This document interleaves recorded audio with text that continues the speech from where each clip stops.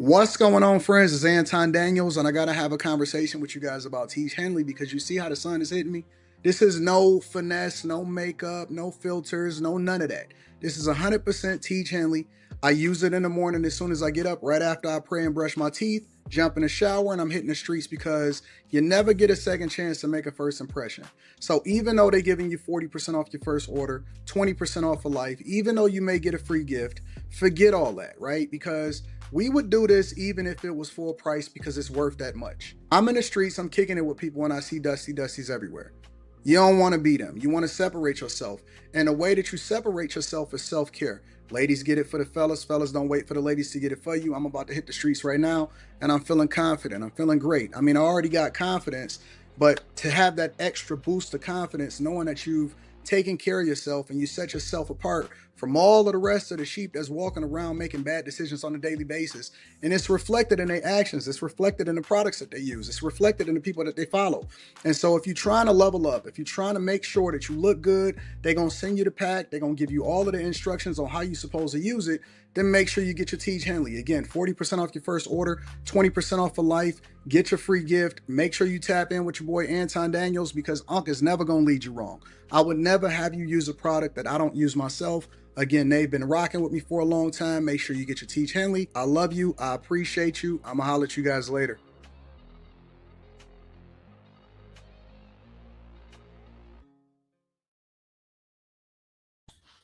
What's going on is Anton from AntonDaniels.com. I appreciate you guys for continuing to rock with me. Thank y'all for tuning in for another edition of the Millionaire Morning Show. I am your host, Anton Daniels. What up? What up? What up? What up? What up? What's going on, friends and family? I was talking to some of my people back home on the phone once I landed here in Brazil. I'm in Rio. So this is my studio right now for the rest of the week. So next week we'll be back in a regular studio in Detroit. Right now I am in my studio. This is my makeshift studio, right where I work. I got all of my equipment all over the desk and everything like this. But this is my late night makeshift early morning studio for the next week or so. All right. Stream is jumping around. Let me see something. Hold on.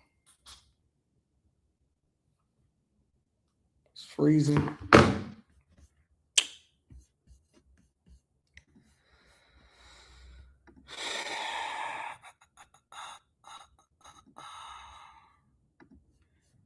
See if we can get it a little bit better. Give me a second. Give me a second. Edit. I might have to reduce it down to. Let me see something.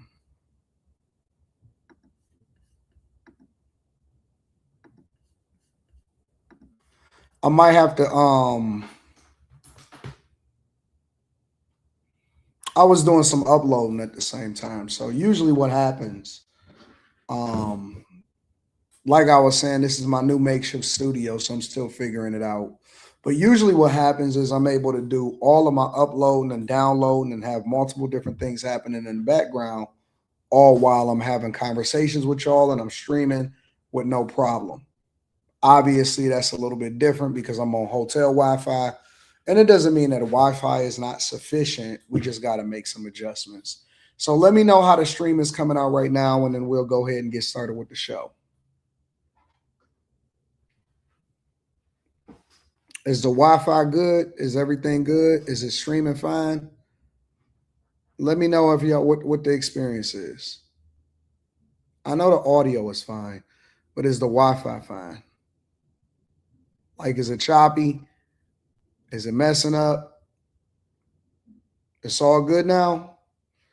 All right. So basically, I had to stop it. Slight lag. It looks good. I don't need Starlink. Starlink don't fix all problems. There's still a little lag. Maybe I should set it up differently. Maybe I should start it over. This is the one thing that I hate, bro. This is the one thing that I hate when I'm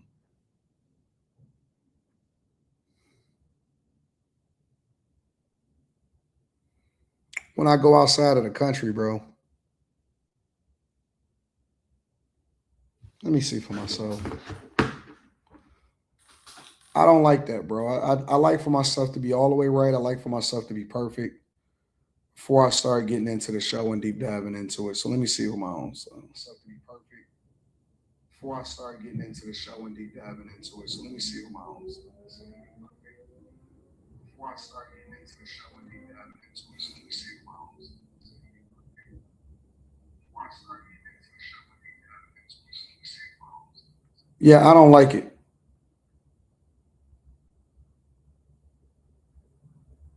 I don't like it.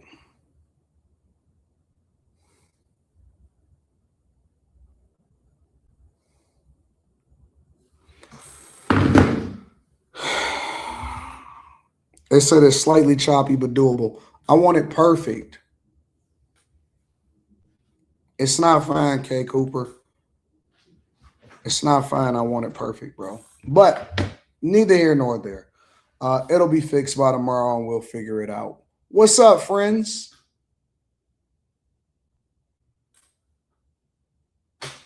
What's going on? How y'all feeling today? Y'all ready to get into the show? Basically, you can only do one thing at a time on the Wi-Fi here, but we gonna figure it out. So I just jumped off of a flight. I had a 9.5 hour flight from Atlanta to Rio. I'm here in Rio de Janeiro. And I had a 2 hour flight from Detroit to Atlanta with a 2 hour layover. All right. So basically, long story short, I've been in the air for a long time. And I used to love being in the air. I used to love being on airplanes, but I feel like it'd be hampering my lifestyle. It slow me down, and let me also say that you got traveling uncomfortably is a young man's game. It's a young person's game. It's a person that don't have no money's game.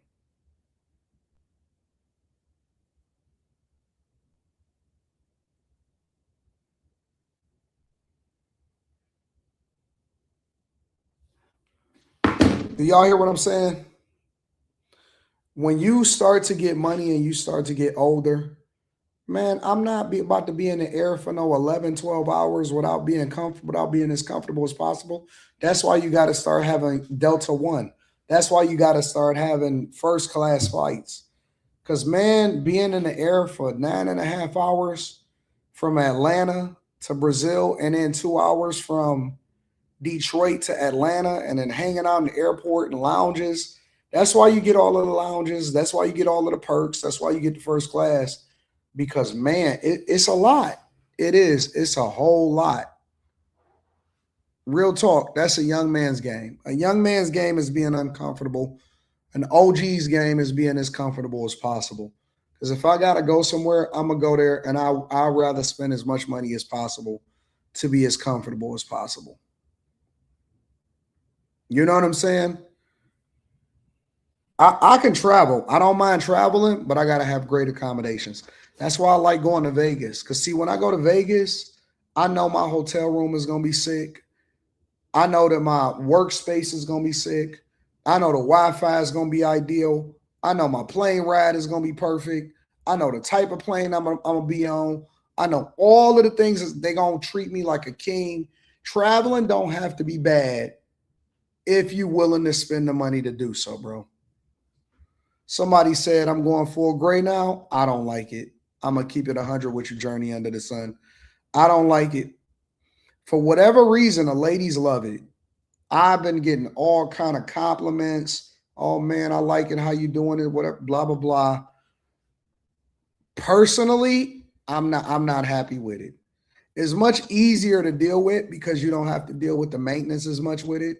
But I just don't. I just don't. I'm not for it. I don't like it. I'm not a fan. I'm not a fan. I mean, it's cool. It's cool, but yeah, ladies do like silverback gorillas, but I'm not. I'm not. I might fix this while I'm here. I ain't even gonna cap with you. Real talk. Did y'all see the pic with the AD new car? I dropped a video inside of the Patreon this morning. Like I said that I was. I will be dropping another video on the Patreon tomorrow morning. So we're going to go back to back. All right. So I gave y'all a little bit of a teaser, a little bit of a sweet tooth of what we're going to be doing all summer. We Lamboing it up all summer. You got 2 grays in your beard? Yeah, I'm ready to get up out of it. Let me go ahead and read some of these super chats, and then we're going to go ahead and get started with the show. All right?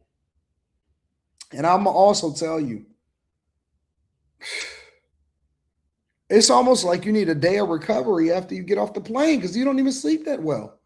As comfortable as you are, I don't sleep that well. I only sleep like 3-4 hours, but it's different sleeping 3 or 4 hours, 4 or 5 hours in your bed than it is on a plane. On the plane, you're going to be broken up. You know what I'm saying? The meals is dope. Everything is great, but on the plane, it's different, bro. Like, I don't care if you're laying down. It's not the same comfort. It's not the same mattress. It's just not the same, bro. It ain't, man. Your voice be different. Your nose get a little bit of stopped up. And then you're dealing with germs everywhere, right? So you got to deal with germs in the airport. I seen a dude yesterday walking through the airport. He was holding his shoes, and he was walking through the airport with no shoes on. I said, bro, that got to be the most unsanitary thing that you could. You need to burn them socks. If you're walking through the airport, through the whole airport, through security, the escalator, walking, skirting through, you need to just go ahead and burn them socks, bro. Because you got to go through the airport, then you got to jump on the plane, then you got to be shaking hands, and then you got to, you in the air, and then you go through customs, and then you catching cabs and Ubers, and then you got to get to the hotel. Man, your immune system going to be fighting overtime. Immune system is going to be on 9,000. Y'all keep wondering why you can't get well. It's because you ain't stayed home and let your system recover. No. Shout out to Mike that dude. I appreciate you, Mike that dude, for holding me down. Shout out to my dog, Spencer Campbell. I didn't want to do no makeup shows. I said I want to keep the pace, keep the schedule, and so we're going to live stream, even if it's a few hours after we would normally live stream. We're going to get back to our regularly scheduled program tomorrow, but we're going to live stream. After I get done live streaming, I'm going to take a little nappy nap. All right. I'm going to go to my room and I'm going to take a little nappy nap. And then we're going to get back to it. And then we're going to be live streaming tonight. All right. So we got after hours tonight. That's going to be popping.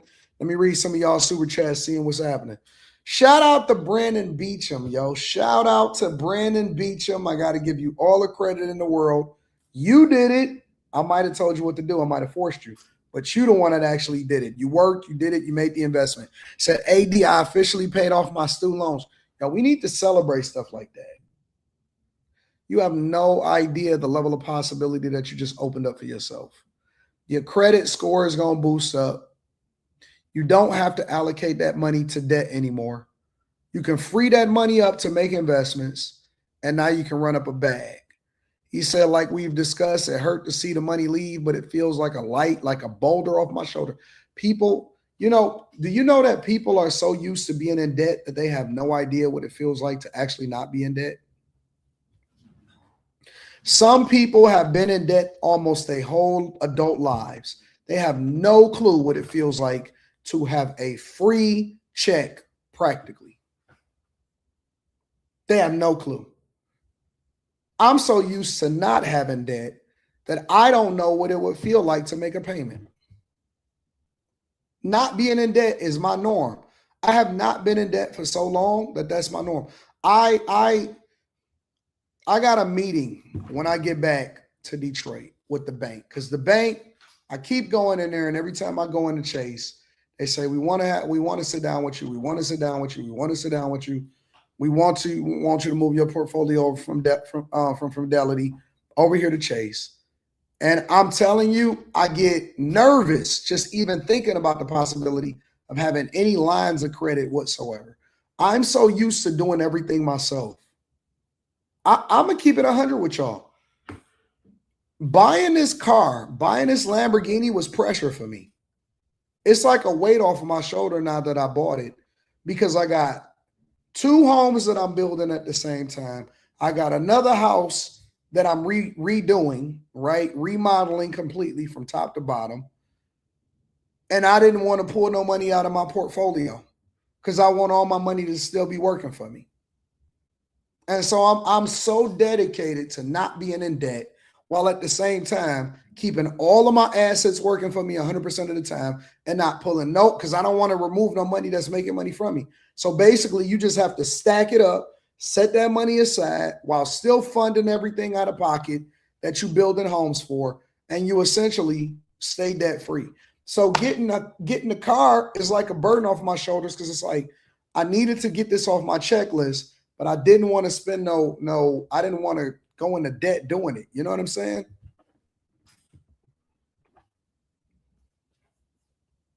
Congratulations, Brandon. Shout out to my rich friends, bro. Shout out to Taz. He says it's taken, got me feeling generous today. You know how that feel, huh? Ah,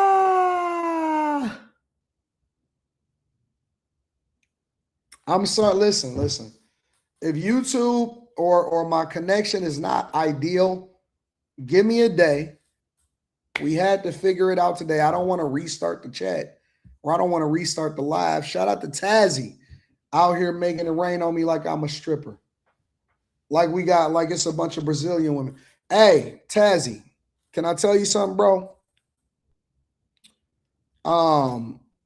It's a lot of big backs out here in Brazil.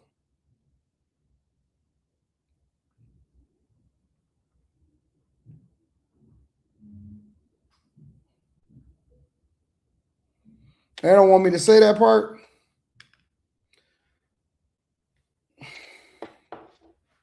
I learned a lot.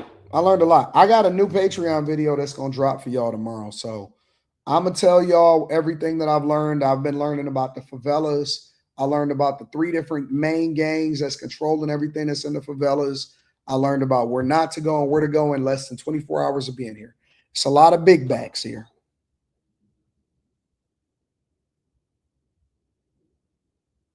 It's a lot of big backs here. And I'm not just talking about tourists.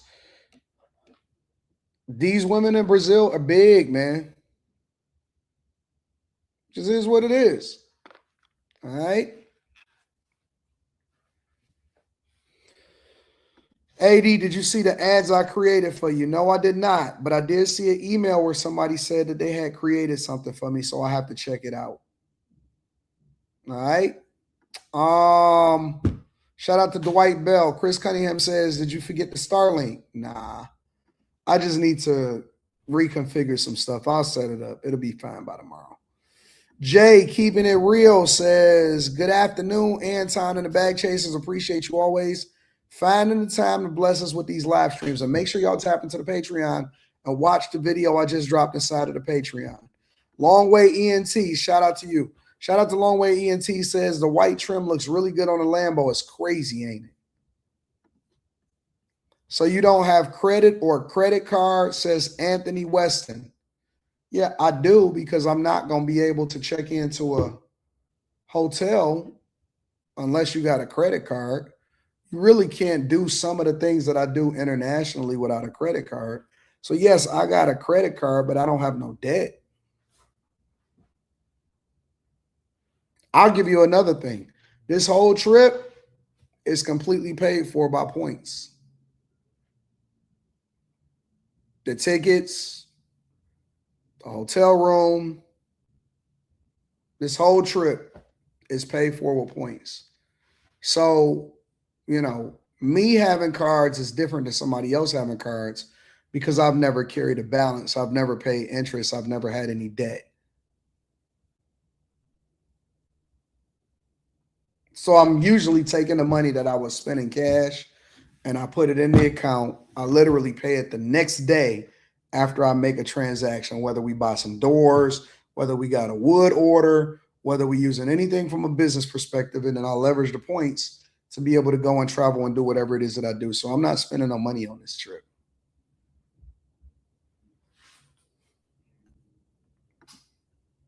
Just the truth. Keeping it 100 with y'all. Paid off my 2016 Corolla and 2025 Sienna.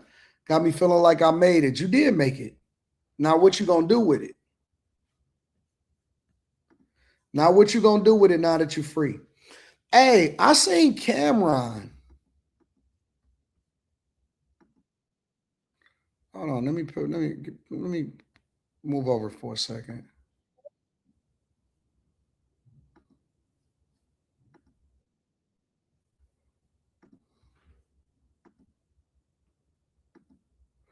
I seen Cameron on ESPN.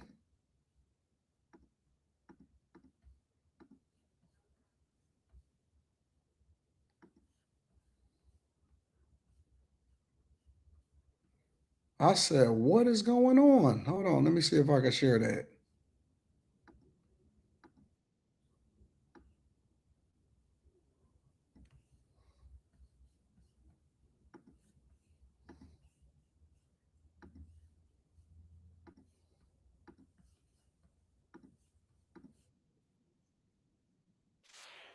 Stood out to you, Stephen A., over the 76ers? Well, I mean, what stood out to me was the blowout victory, the fact that the New York Knicks sent the message and the Philadelphia 76ers know that they're going to have to handle their business. I'm not getting caught up in what happened yesterday. I know it's just one game. It's a long series. I saw Joel Embiid average damn near 35 see Cam? on one leg a couple of years ago. I know. Y'all see Cam on there looking fly? Hey, listen. Let me tell y'all how black people dress. A lot of y'all may not be familiar. Black people dress different. They use pastels, colors. I mean, it's almost interchangeable between Easter and making sure that you put on your Sunday's best. All right. Easter and making sure that you put on your Sunday's best. When I landed today, the first link that I seen in my email was somebody was saying, yo, Anton, check it out. Cameron made it on the ESPN's First Take. I said, what? Cam looked good though. He certainly styled it up. Let me get to Cam's part. And with all that being said, I'm even good score. Look, everything you just said is correct. I think that the Knicks bench is what look, everybody on the Knicks bench scored. You had 9 players on the Knicks bench scored. You got a great bench. Deuce McBride, Shamit is even good. Clarkson 6'4", I like the glasses. glasses. Yeah, Mitchell. The Knicks. I like his whole hookup. I like the glasses. I like the fade. You know, the regular mature look fade. It ain't no YN braids. He still got a mustache. He don't look like a newscaster. I like that he got the white shirt with the blue tie with the blue thing on the side of it, and then he got the slight cream with the blue pinstripes, looking very dapper. I like that. Scary the last 2 games. And with all that being said, I still don't trust the Knicks. What? I don't trust the Knicks. What do you mean you don't I'll trust? deal with you in a minute. Let me talk to Big Perk. Big Perk, I've seen this movie before. I'm not falling for the banana and tailpipe. Pause. We'll start there. I don't know if you're even old enough to understand some of the things I'm about to say. I don't know if you're familiar with Louis Orr. I don't even know if you're familiar with Bernard King. These are players that's supposed to do it for the Knicks. I don't know if I'm pretty sure you know Charles Oakley and them guys, Anthony Mason, John Starks, Patrick Ewing. They was actually up 3-2, 1994 finals, where everybody in New York was celebrating. We're about to win the championship. Michael Jordan went to play baseball. Woo! No championship. If you're the $100 million man, Allen Houston was president at that time. No, it doesn't get done. Carmelo Anthony. No, he didn't have a lot of help. Doesn't get it done. Stephon Marbury, let's get a New York guard. No, it doesn't get it done. Another New York guard, Mark Jackson, let's get it done. Rod Strickland, it doesn't work out. I'm not going for this. I understand it. Anthony Hardaway. Julius Randle, I talked to you in a minute. I got something to talk to you about in a minute. I got you. I got something to talk to you about. How about we get a Hall of Fame coach? His name is Pat Riley. Would it work out with Pat Riley? Nah.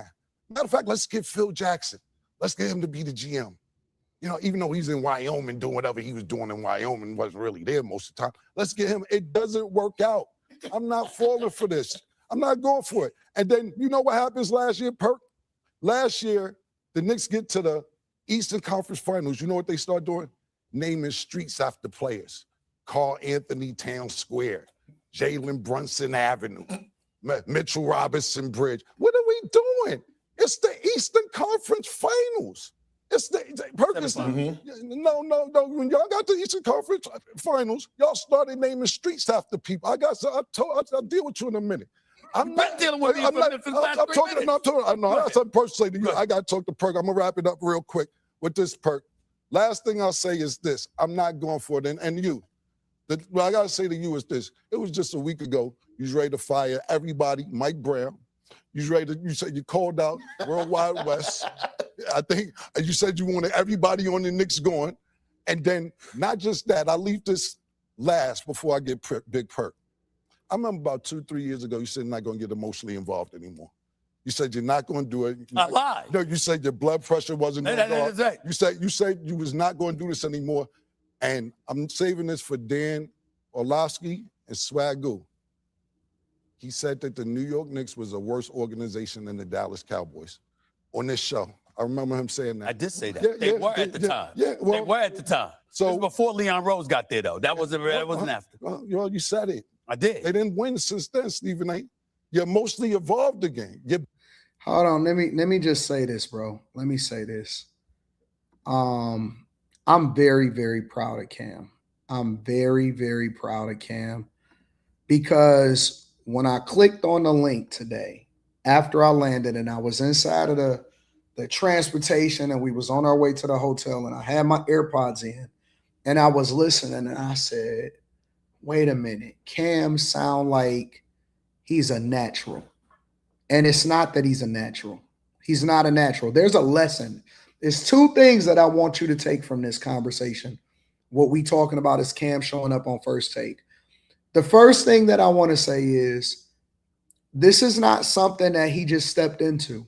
This has been something that he's been working on. As much as he get a reputation for trolling and for the pause and, you know, for the takes that he may have on what's going on in the culture and the rap career and going back and forth with Dame Dash and all of that, Cam has been working on his craft on his talk shows, Talk with Flea, Come Talk to Me, Come and Talk with Me with Mace, what he be doing with Stat. Cam has been working on his craft relentlessly. And he got it at the perfect time, or he showed up on ESPN. And when you finally get that opportunity, you show out. Because he's been shooting in the gym. He's been working on his craft. He may not have been as fluid with his ability to regurgitate some of the things that he already know about ball. Because it's not enough to just know about ball. There's plenty of NBA players that jump on a live stream, that jump on ESPN, they get a shot, and they look out of place. They look like a fish out of water, and they never come back with it. They never able to grasp it and to really understand how to be entertaining, communicative, and then at the same time knowledgeable about what you're talking about. Cam is doing a phenomenal job because when opportunity meets preparation, that comes success. When opportunity meets preparation, out comes success. You can't just sleepwalk your way through life and think that everybody else ain't preparing for this. Cam has been putting in shots. He's been working. He's been working on Revolt. He's been working on this show, Talk with Fleet. He's been crafting his narrative. He knows how to interview. He knows how to play off of people. He knows how to be entertaining, how to get his points off in the amount of time that he's allotted to be able to talk, right? Cam has been working on his craft, and that is why he is able to communicate so effectively on First Take. When he had the opportunity to come up there, he showed out, and he deserves all of the credit. He deserves every single piece of credit for doing phenomenal, and that is the lesson. You got to put the work in. You're not going to just show up and think that you're going to be perfect when you hit the big stage, it's like slam dunk. Slam dunk. You cook. That's the first point that I want to make. Shout out to Cam. He did a phenomenal job. The second point that I want to make is shout out to Stephen A. Smith for throwing him the alley-oop. Because Cam communicated that he fumbled the bag or he fumbled the opportunity before because Stephen A. was trying to look out for him because Stephen A. watches and he's tapped in with the culture. And so Stephen A. tried to get him on First Take before. That's when Cam fumbled the interview that he did. I think he did it with CNN and he was promoting his horsepower and he was trolling. And so that messed up his opportunity in. But Stephen A. ain't leave him out there on the dock. He probably talked to him. He probably coached him up and say, hey, man, you got to get yourself back together. You can't have that same narrative that you had going on with that stuff. If I got an opportunity lined up for you, we not going to fumble the bag, right? So Stephen A., you know what I'm saying? It gave him a second alley-oop, threw it to him again, and Cam dunked it again. So we also need to give Stephen A. his credit because the same way that we hold him accountable, maybe for what we disagree with him about as far as some of the things that he may say in his political takes and stuff like that, you can't not give him his credit for showing up and showing out because there's plenty of people, whether they like him, dislike him, turn against him, all of that will tell you that Stephen A. has given so many different people opportunities, has made sure that he went to bat on people's behalf, has given people alley-oops, all of that type of stuff. Stephen A. he got his bag, and he is not wasting no time in making sure that he reach out to other people that he think is talented, that he think is going to add value, and he don't even get nothing out of it as a result of it. That's what I can't understand. I don't understand why people personally don't like Stephen A. Smith. I don't understand it. I can't figure it out to save my life. I'm not saying that you shouldn't disagree with him or agree with him if you don't like a take that he has, but that is on content. That's not personal. I don't understand. I personally don't understand why people personally try to throw Stephen A. under the bus. And to be honest with you, I think it's jealousy. Now, I'm not saying no names because this isn't applied to anybody in particular. And I'm not even talking about people that are on already. I'm not talking about people with large platforms. I'm not talking about sports pundits. I'm not talking about none of that. Political commentators. I'm talking about regular, everyday people, the culture. Stephen A. Smith get more hate from black culture, from regular everyday people, than anybody else. It's such a toxic, hypocritical culture. And I'm going to keep calling it out as long as I see it. Because they always try to act like they want you to win. But as soon as you win in, they got something negative to say about you. And he ain't even did nothing personally wrong to nobody. He been putting people on, and when he kick in the door for somebody else. I hear somebody in the chat, they said, Anton, are you looking forward to seeing Skip on First Take on Friday? I don't care about Skip. I care about what he did for Cam. Because that's what's right in front of me. I'm not looking forward to seeing, I just want to see it, and then I'll react to it when I see it. I seen Cam deliver, and that's the alley-oop, obviously, that came from Stephen Perkins, right? Kendrick Perkins has readily admitted that Stephen A. Smith has gave him an alley-oop to make sure that he got paid, to make sure that he got the opportunity for him to be able to exist on ESPN. I'm celebrating Cam now. I don't care about what's happening in the future.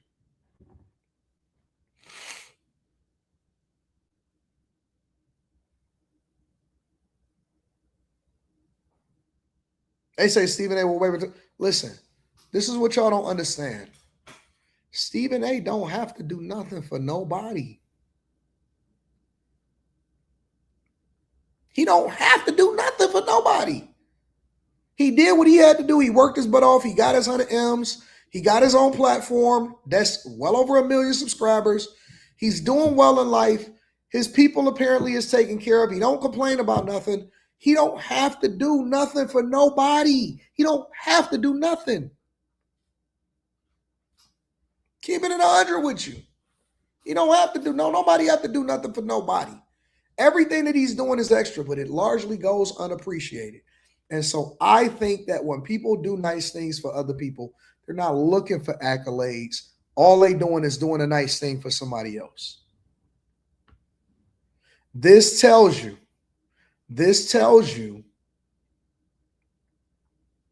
all right? This tells you, and I'll also tell you this. Stephen A is at the top of the totem pole when it comes to sports commentators. People that are visual. He's at the top, but he's completely accessible to people that got motion, even if you're not even in the same sphere. You don't have to be a sports commentator to get in touch with Stephen A. I can get in touch with him tomorrow. I can get in touch with him right now. I have access to him. Whenever I want, he said, Anton, I'm coming on your platform, in person, online, whatever. I have access to Stephen A. Smith. He's not unreachable. Anybody that want to reach out to him that's in any kind of sphere that got any motion whatsoever, whether it be politically, sports related, NBA players, whatever, he is absolutely reachable. So I don't understand what the problem is from the culture that hates on a person that's at the very top, making sure that he put the ladder down for everybody else to ensure that everybody else eat. Shit. First Take is a black show.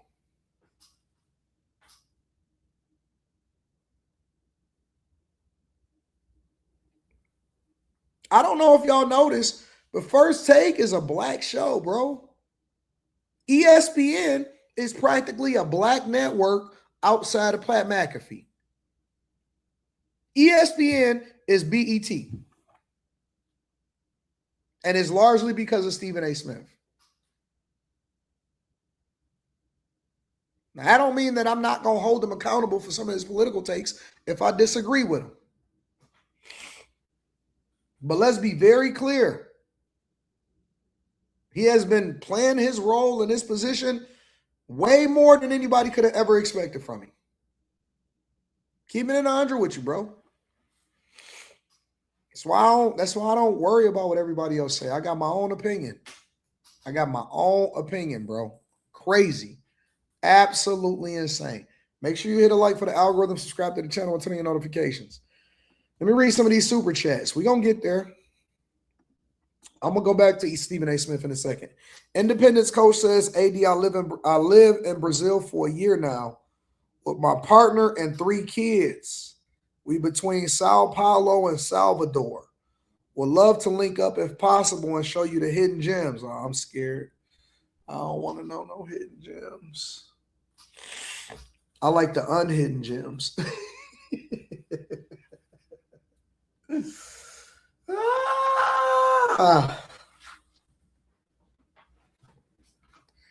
You know what I'm saying? Courtney Egger Show says, 80, that would be another topic with content creation, how to work on your craft, the right way to open doors for bigger opportunities. Yeah, shout out to my dog, Courtney Egger. I appreciate you. Passed my Network Plus this weekend, #back. And man, Bag Chasers is winning. When everybody else is saying that it's mess out here and it's desolate out here, the Bag Chasers is running up a bag, bro. We winning at the highest levels. The highest levels, bro. Tap into the Patreon. I just dropped the Patreon in the today. I dropped it today. Uploaded it when I flew to Atlanta for my layover to catch this flight to Brazil. Uploaded it while I was in the airport. Got that out for y'all. Already been recording. Been on it. Y'all gonna get so many vlogs, bro. Just a Brown Girl in America says, morning, Anton. Did you see what Stephen A. Smith said on Cam Podcast? He snapped on on traders. I'm about to pull it up right now. That's the second part that I wanted to talk about on Stephen A. Smith. Chris Cunningham says, Stuart Scott paved the way. Shout out to Stuart Scott. We love Stuart Scott. That's a fact. Anthony, shout out to you for the super sticker. I appreciate you. Let me go over to this Cam podcast. Cam Newton. He loved all of the Cams. He putting on Cameron, went on Cam Newton.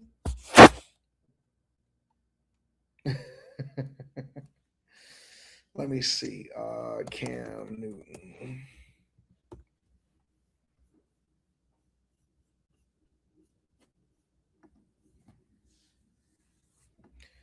Videos.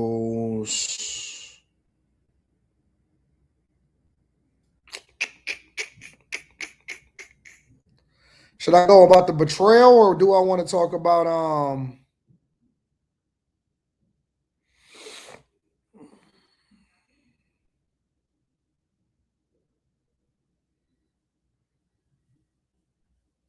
let me see if I can. Nobody get. Maybe I'll be able to mine it out. I'm gonna just go to the full interview and then we can go to the parts that we like. I don't want to talk about Whitlock loyalty standards and holding the line. Matt Barnes, corporate America versus athletes, breaking down to Gavin Newsom, fighting the system, betrayal. Yeah, I like that one. Hold on. Betrayal and respect. We're going to get there. Standing on the truth in the public relationships, brotherhood, building reputation, critics, dating money, and modern women. We're going to talk about that. All right, so I'm going to talk about the Molly Karam one, and I'm going to go to the betrayal part. And then we'll talk about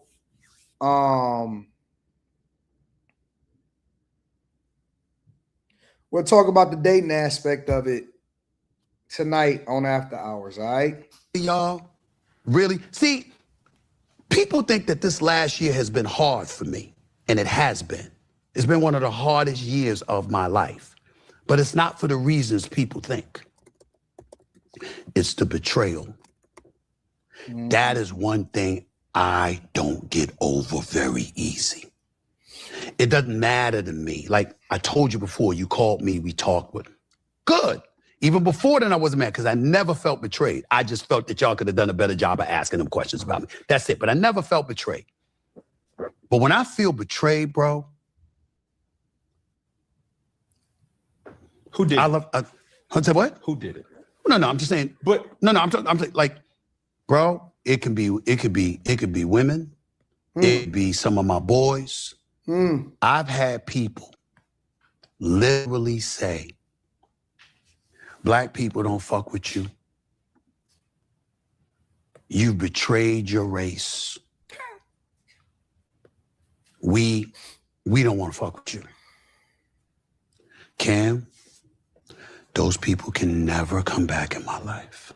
I'm gonna look in that camera. They can go to hell. They can never come back. Because to know me, you know that cut deep. I almost lost my career because I look out. I cannot count the amount of times I've put my ass on the line for us. Think about it. The archives are there. Go back to the columns of the Philadelphia Inquirer. Go back to me on Fox Sports on the Best Damn Sports Show. Go back to me on ESPN and look at the shit that I've done and the issues that I've been willing to tackle and the sacrifices. I could have shut up and got paid. Remember, everybody want to look at this contract. That contract was signed in 2025. I've been in the business since 1993. I've been repeatedly underpaid. Repeatedly, I had challenges. I got fired, dog. Fired. People look at me and they say, "Oh, he tight with the damn Sean Hannity." Sean Hannity and I being tight ain't got nothing to do with politics. It got everything to do with the fact that when everybody else had turned their back on me, that motherfucker went to war.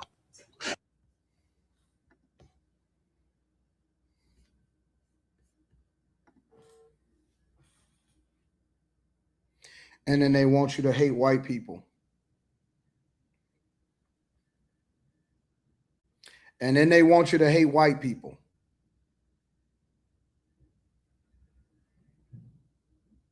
Right after that, they'll want you to hate white people. Sean Hannity held him down, made sure that he was straight, went to war for him on his behalf, and it be the very people that you go to war for that turn their back on you and say they don't mess with you because they trying to.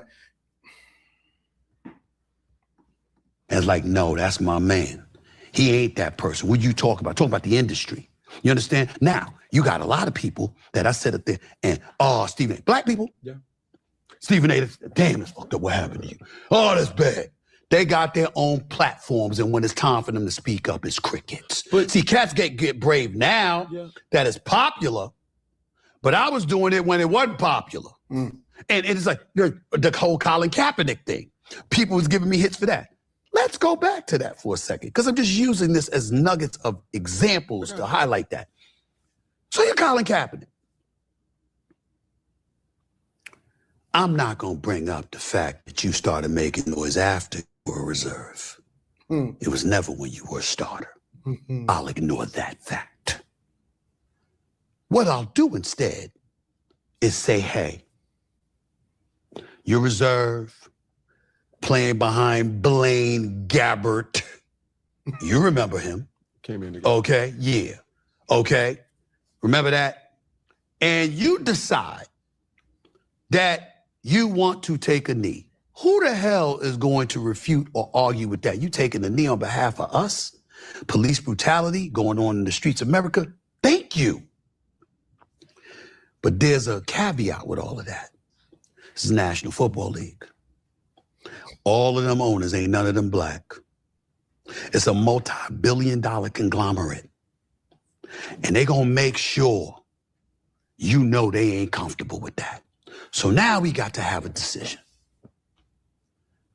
How important is your voice in terms of its utilization? Is it with you wearing an NFL uniform? Or is it with you out on your own? We got to deduce what level of importance that is. Because remember, as you talk to me and you've gotten to know me, how many times do you say to me, damn, Stephen, are you strategic? I'm maneuvering through the terrain because we live in a society and work in an industry where that's something that happens. Every day, Rashawn talks to me, everything is about strategy. Yeah. Everything is about strategy. I'm the one that debunks that. Bump that, I don't care, I'm gonna do this. You got to give him some credit, bro, because you can't question Stephen A's credibility. Again, regardless of whether you agree with the decision that he made to stand up or to support Colin Kaepernick or to not support Colin Kaepernick, he did what he thought was going to be supportive of the culture. Right or wrong, bad, indifferent, whatever. You can't say that he didn't stand on something when it was unpopular to do so, when the right thing to do in most people's eyes in order to ensure that you are going to get your bag is to be quiet. Is to be quiet. And I feel him on a betrayal. I feel him. I will say that the hardest years of my life, and I'm sure that a lot of y'all that's in this chat, listen, you don't have to have a big platform. You don't have to have a huge voice to be able to relate to what he's saying. The hardest years of your life is not going to be your financial status, your, socioeconomic status, whatever. That's not going to be the thing that hurts you, because you can come back from that. You can get some more money. You're going to find another opportunity. Yeah, that's going to be a temporary hurt because it limits your ability to really be able to maneuver and be mobile. And so you got to kind of go down deep within yourself to dig yourself out of that situation, regardless of how you got there. But when you have people that you thought was holding you down, but they was only holding you down when it was popular to do so, and they switch up, that hurts way worse, because that type of pain don't go away. It molds you. It shapes you. It gives you a perspective of how you see life. That's why a lot of people have difficulty getting into relationships, because of the betrayal that they've experienced in previous situations. You're never going to not have that in the back of your mind when somebody did you a certain way, when they tried to leave. And I ain't talking about on those simple jump. I ain't talking about cheating. I ain't talking about none of that type of stuff. I'm talking about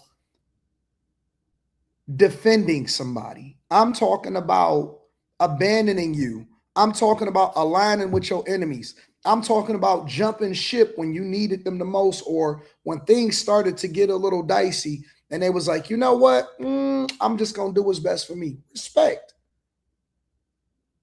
That's cool, because I have no problem with it, because we live in the US and you have the freedom to do what you want to do. But you can't tell me how to feel as a result of it. Oh man, in my life, I've seen so many people switch up in my life that I'm numb to it. I'm numb to it. It don't hurt any less when you go through it initially, but you've learned over time, you learn how to get over it quicker, and you completely divest yourself from it. It ain't no coming back. I'm going to tell y'all this. I'm going to give y'all some game, right? I'm going to tell y'all the honest to God truth. And I'm not going to say no names. Y'all don't have to try to guess it, because y'all going to be, I'm not going to confirm nothing that you say. On Sunday night, we were live streaming on Room 9, and we were doing the movie show, and I was kicking it with people, and nobody that was on the platform has admin rights that was on that show that day, so they can't see who was in the background. Somebody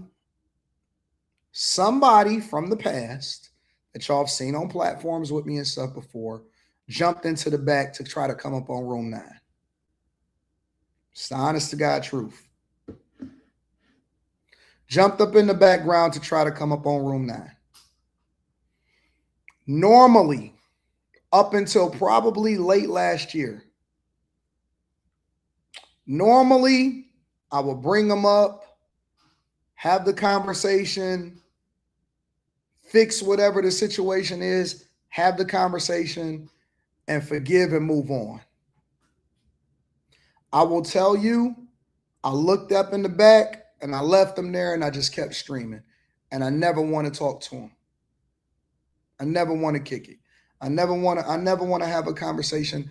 I don't want to make amends. I don't want to fix nothing. I don't want to be friends. I don't want to be amicable. I'm not, as far as I'm concerned, there are people that don't even exist. You are dead to me. You're dead to me. And again, I already told y'all that I'm not going to confirm anybody that y'all say in the back. You're dead to me. Even if I'm cool. Listen to what I'm saying. I feel what Stephen A is saying right now. Even if I'm cool. Meaning that I could see you in the streets and be like, what up? Hey, what's going on? Hey, how y'all doing? No, y'all good? Okay, cool. And in my heart, in the back of my mind, because I'm going to keep it cute. Ain't that what the ladies say? I'm going to keep it cute 1,000% of the time. I'm going to keep it cute 100% of the time. I'm never going to let you know that I don't mess with you like that. I don't have to prove nothing to you. That's how you know that it's dead, is because usually when somebody come to you and say, hey, man, you betrayed me, or hey, baby girl, you hurt me, that means that they're looking to have a conversation, or they trying to get some kind of resolution to be able to, you know what I'm saying? It's something that they got to get off their chest. I don't feel like I got to get nothing off my chest. I just don't ever want to see you again. I don't want to talk. I don't want to see you. I don't want to watch you. I don't want to kick it. I don't want to check on you. I don't want to see what you got going on social media. You're dead to me. You're dead to me. And I don't have a grudge against you, because I don't even feel like because you know me, I'm never going to stop nobody from getting their money. I'm never going to mention nobody. I'm never going to get into that. But you're dead to me. And I had to learn how to be that way. What does that mean? I had to learn how to be that way. That means that my nature as me, historically, I've always, hey man, come on back, bosom in the arms. Hey baby girl, come on back, bosom in the arms. Hey, no, we got to forgive and forget. I'll forgive you.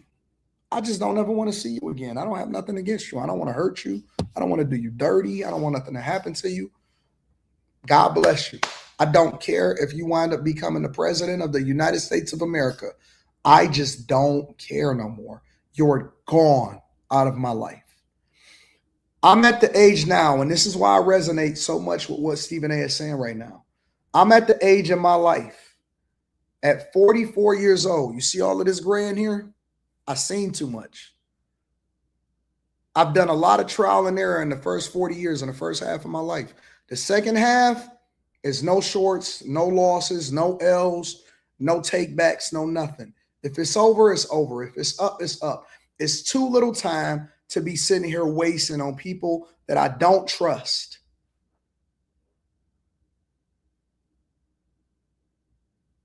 And that goes for everybody. Anybody and everybody. If you feel as though you need to do something and bust a move, bust a move. But I want you to bust a move knowing that it ain't no takebacks. Just ain't no takebacks. I don't want nothing bad from you. I don't want none of that. I just don't want to talk to you again. I don't want to see you. I don't want to check on you. I don't want to have a conversation. I don't want to be friends. I don't even talk on the phone. Don't call me. I don't even like talking on the phone. I don't even like texting. If I talk to you on the phone, we really got something. Like we really connected for real. We really friends in real life. I don't want to talk.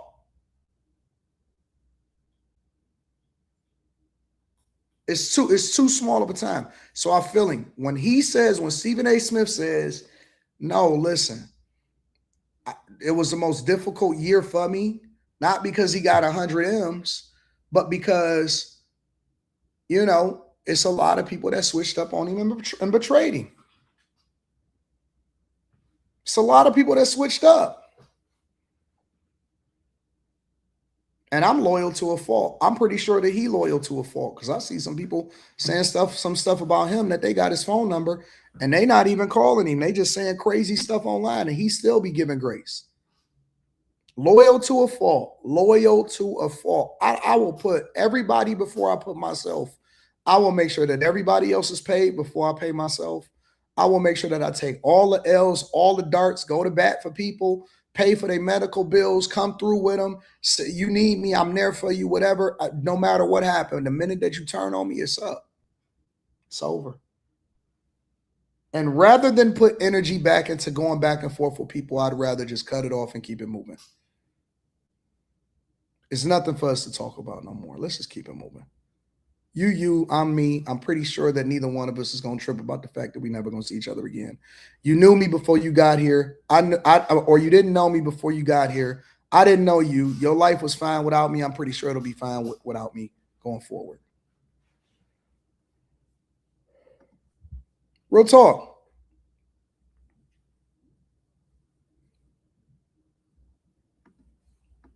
Before we get out of here, Yeah. my last questions. And when I first came on ESPN, there was a person that was affiliated that's no longer there. Molly Care. Yeah. Do you guys still communicate? Rarely. We've spoken once or twice, but we still got a lot of love for each other. But I miss her. How did that unfold? And were you behind that? I was not behind that. I had nothing to do with that. I love Molly. Molly is a really good friend. She's always been good to me. And she was on the show with me for 10 years. And, we were number one. And she had a lot to do with that. Right. Because a lot of people got a lot of love for her. This is Stephen A. being loyal again, but neither here nor there. Shay Cornett is the new host, who is outstanding. Yes, she is. She is thorough as hell, and she is outstanding. And I'm proud to have her. And she's better than Molly. Molly Kiram, not my Molly. But I'm not just speaking about Molly's ability as a host. I'm not just speaking about the love and the affinity that the community had for her. She and I are friends. Mm-hmm. And there were times that, I wondered whether she wanted to be there or not, because she had a lot going on.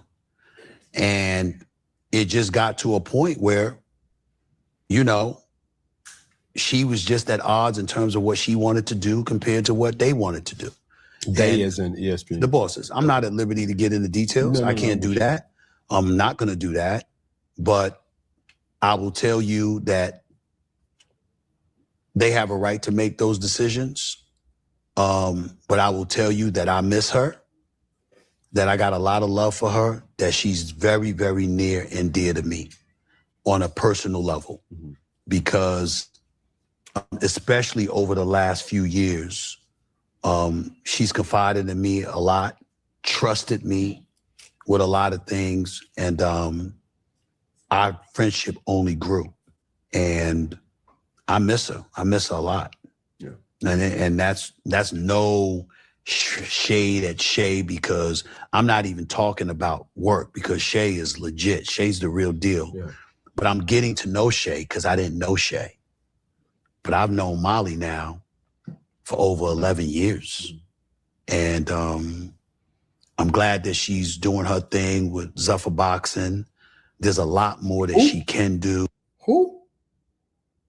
Zuffer Boxing? What is Zuffer Boxing?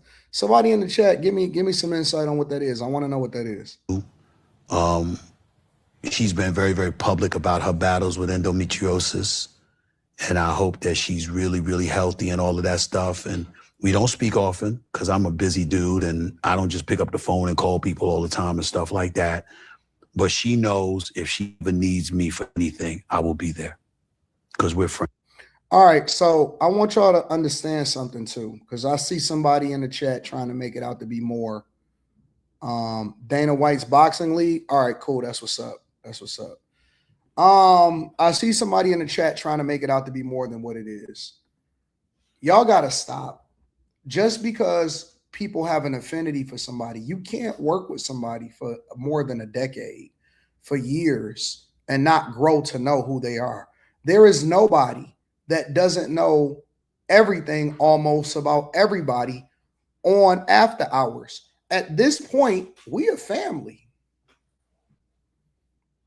And we don't even work in person with each other. I got plans for that, but I'm not going to reveal it to y'all. That's going to come later on after the summer. We're going to talk about that. I got plans. So I'm working on some stuff. All right. But there's been people that, you know, us on after hours, we rock with each other. That's not, I don't even look at them as coworkers. I look at them as family, man. Real talk. I look at them as family. I look at them as big time family. And so you can't work with somebody, male or female, for 10, 11 years and not personally know about their life. We all personally know about each other's lives. On Room 9, we all personally know about each other's lives. We know what we go through. We know what the issues are. We know what the problems are. We know what the successes are. We celebrate each other, all that type of stuff. Kimmy, know she in the chat. That's why betrayal is and loyalty. Those are big words, and people take that stuff for granted. People take that junk for granted.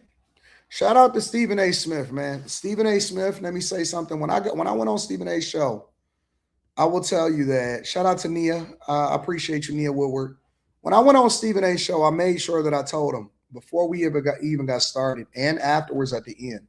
And people didn't like that. I don't know why y'all don't like it when people give people their flowers, regardless of whether you agree or disagree with them.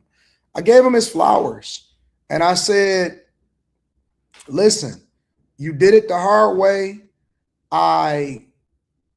You know me, I'm a well-prepared monster. So I had read his book. I deep dove into his background. I read his book, you know what I'm saying? Straight Shooter. I gave him his props because I've been watching him for years and I've seen the growth. I've seen the adversity. I've seen and read from his own words the things that he said that he went through. And my bag chasers, we family. We different. We're a different animal. We're family. We're literally family. I know, Kimmy. I already know. We family. And so we take it serious. This ain't no internet stuff. This is real life. We get money together. We do jobs together. We connect with each other. We pray for each other. We study with each other. We mourn with each other. We hold each other down.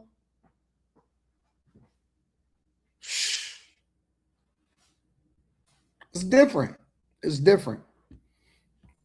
Make sure you hit a like for the algorithm, subscribe to the channel, and turn on your notifications.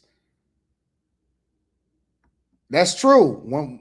Before the show even starts, when I look over and see what's happening in the chat before I even start the show, all I see is a bunch of people saying, good morning. How was that yesterday? Whatever. I said, man, people, because the internet was never supposed to be this immersive.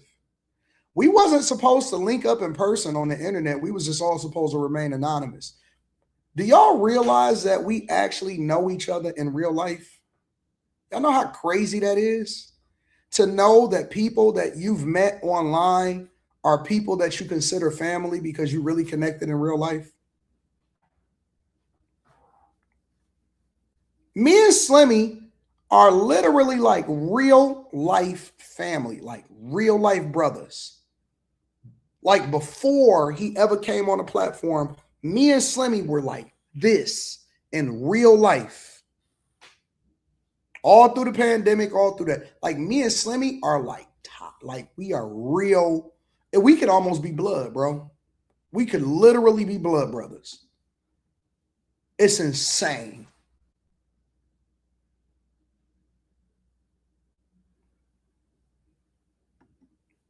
Make sure y'all tap into the Patreon. It's different. Link is in the description as well as pinned to the top of the chat.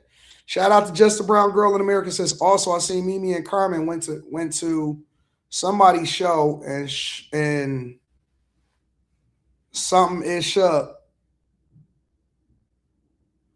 Very entertaining. Did y'all know that the main language here in Brazil is Portuguese? It's not Spanish. It's Portuguese. A lot of people don't know that. The main language here is Portuguese. The currency, and most places is digital, but the currency, let me see if I got it on me. The currency is 1 to 5. So, we're going to be bang ganging it up no matter what, right? We're going to bang gang it all the way up. We got to do the currency exchange no matter what. You know what I'm saying? We're going to get 50s, 100s. We got to make sure that we treat the locals good. You know what I'm saying? They keep trying to tell me that they don't tip in other countries. That's nonsense. That's nonsense. So this is called the Rias. Some people call it the real. It's 1 to 5.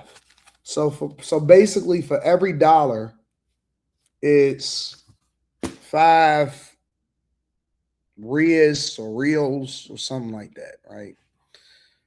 Shout out to my girl, Just a Brown Girl in America. Says Reese says it's sad, but it's bound to happen no matter what. Cartier says, I'm glad you landed safely. Meyer Daniels, yeah, I like that. Hold on, somebody said box of lighters bills. Is that what y'all do? Is that all right? Let me ask y'all a question. And this is actually gonna be my icebreaker. Let me write it down.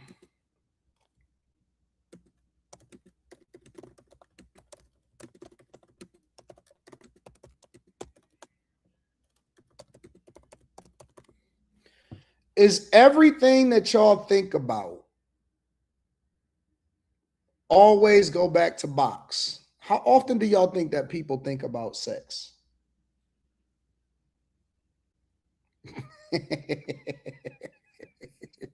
I like that better. These are what I call fun coupons. Shout out to the Wolf of Wall Street. He said they fun coupons. Oh, I like fun coupons. You like don't stop telling me you like my gray. Oh my God, Tavi, I was telling the people that I was looking to get rid of it soon.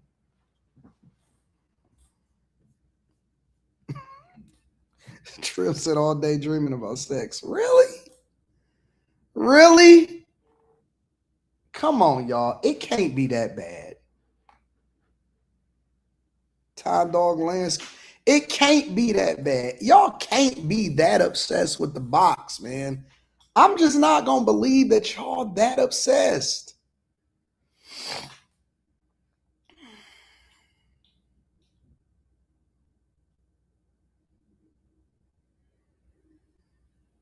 I do. This is the most gray I've ever had in my entire life. I've never had this much gray in my entire life. I've never had this much gray.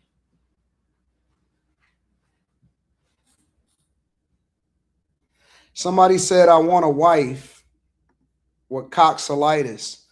Bro, so you just gonna wear her out? You ain't gonna give her no time to recover? You know if you're too aggressive, then basically you render her useless until she can heal and get herself together. You can't be tearing her up like that, bro. Honest, I'm keeping it 100 with y'all. You can't wear her out. So what, you gonna just wear her out all day long? You gotta chill, bro. Good God. Just because you got a wife don't mean that you're supposed to beat her up every single time that you get an opportunity to. You know they be sore, right? Like, seriously, I'm keeping it 100 with y'all. Like, I don't know if they tell y'all, but women be sore. Like, they be sore. They be running sometimes. Sometimes it ain't that they don't want to. It's sometimes they like, okay, well, hold on for a second, big dog. Yeah, they got sex demons, you car. Gotta take your time, man. Chill out. Give her a little bit of recovery. Jesus. Somebody said, what's the point of marriage if you can wear her out?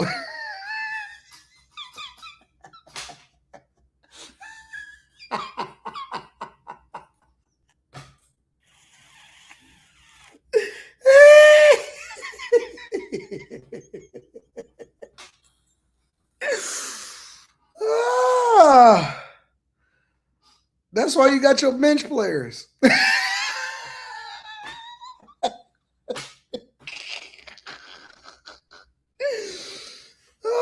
So you got a sub. No, I'm just playing. I'm playing. Chill out. It's the NBA playoffs, and I'm tired. I just got off of a plane, so we just having a conversation.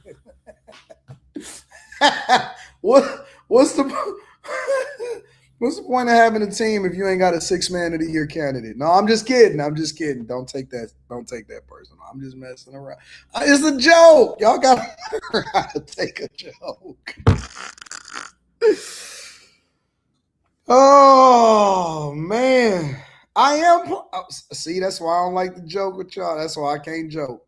And see, if I can't joke, then the show can't be the show. You know what I'm saying? Oh man. Oh shoot, that's hilarious.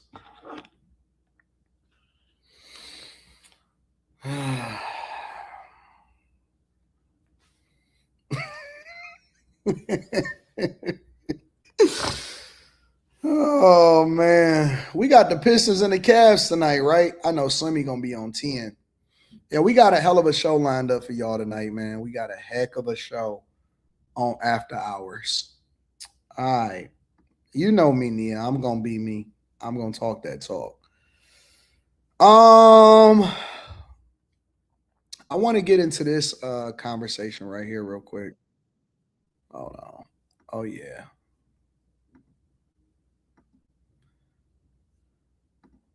This is going viral. This is a big story right here. We got to talk about this. Make sure you hit a like for the algorithm, subscribe to the channel, and turn on your notifications. All right. 66 and Derry Road. Police say the man had tried to steal several vehicles by force before trying this one. He was taken to a hospital and pronounced dead. Fox 4's David Sintentry has more from the investigation. David. Well, a majority of family members were inside that vehicle as the carjacker tried to take off with it. The father of that family shot and killed the suspect, and it was all captured on video. You could definitely tell that he was not in his right state of mind. Surveillance video shows a man attacking and trying to carjack a family of 8 in Garland Sunday afternoon before the father shoots and kills him. I'm just glad that the man was able to protect himself and his family. Tatiana Starks manages Garland Smoke and Vape in a shopping center near Highway 66 and Derry Road. We heard a loud crash. Garland Police Department says the carjacker initially crashed into 2 other vehicles. While we were responding to the scene, we received more information that the driver of that car had exited and immediately began physically trying to get into other vehicles in that parking lot. Starks says she saw the man breaking into several vehicles at a gas station, so she took cell phone footage. He tried to get in several different cars. She stopped recording as the man began walking across the street toward her. Did he make direct eye contact with you? Yes, he was walking very intentionally. The family of 8 unaware of what was happening and what was about to happen. He ended up going into their car. Video shows the carjacker in the peach shirt confronting the father in the white shirt. The father struggles with the suspect, who's trying to drive off with the family's car, with family members inside, including a baby. After nearly a minute of struggle, the carjacker, who's in the driver's seat, is shot by the father, who's outside the car near the passenger side door. It seemed to be self-defense. Police do not expect to file charges against the father. It kind of all really happened really fast. Starks, a witness to everything, just grateful we're talking about a story in which no victims were hurt. It's just a blessing that the kids and the family walked away with no injuries. So Garland Police Department is still working to identify that suspect who was shot and killed. So at this point in time, we don't know what sort of background this individual has, if there are any warrants out for his arrest, or if there's anything specific that he was trying to get away from after that initial crash. Heather and Steve. All right, so David, do we know if that carjacker was armed? Well, police say they did not recover any weapons on scene from that individual, just the weapon that was used to shoot and kill him. So no weapons found by police on that suspect. But again, they are adamant, as you can see in that video, that he was trying to use force to carjack that family's vehicle. And at this point in time, it doesn't sound like any charges are going to be pursued against that father. So wait a minute. Let me back up for a second, because I'm trying to understand what the heck is going on, right? What was he thinking?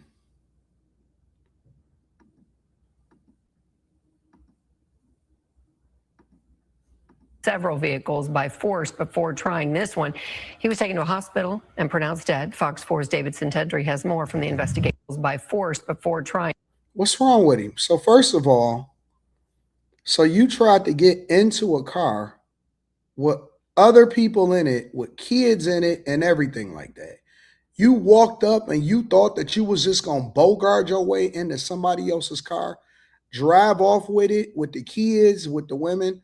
All right, here's another thing that's completely unrelated to the actual carjacking itself. Why was there so many people inside of that car? It was like 8 people in that car.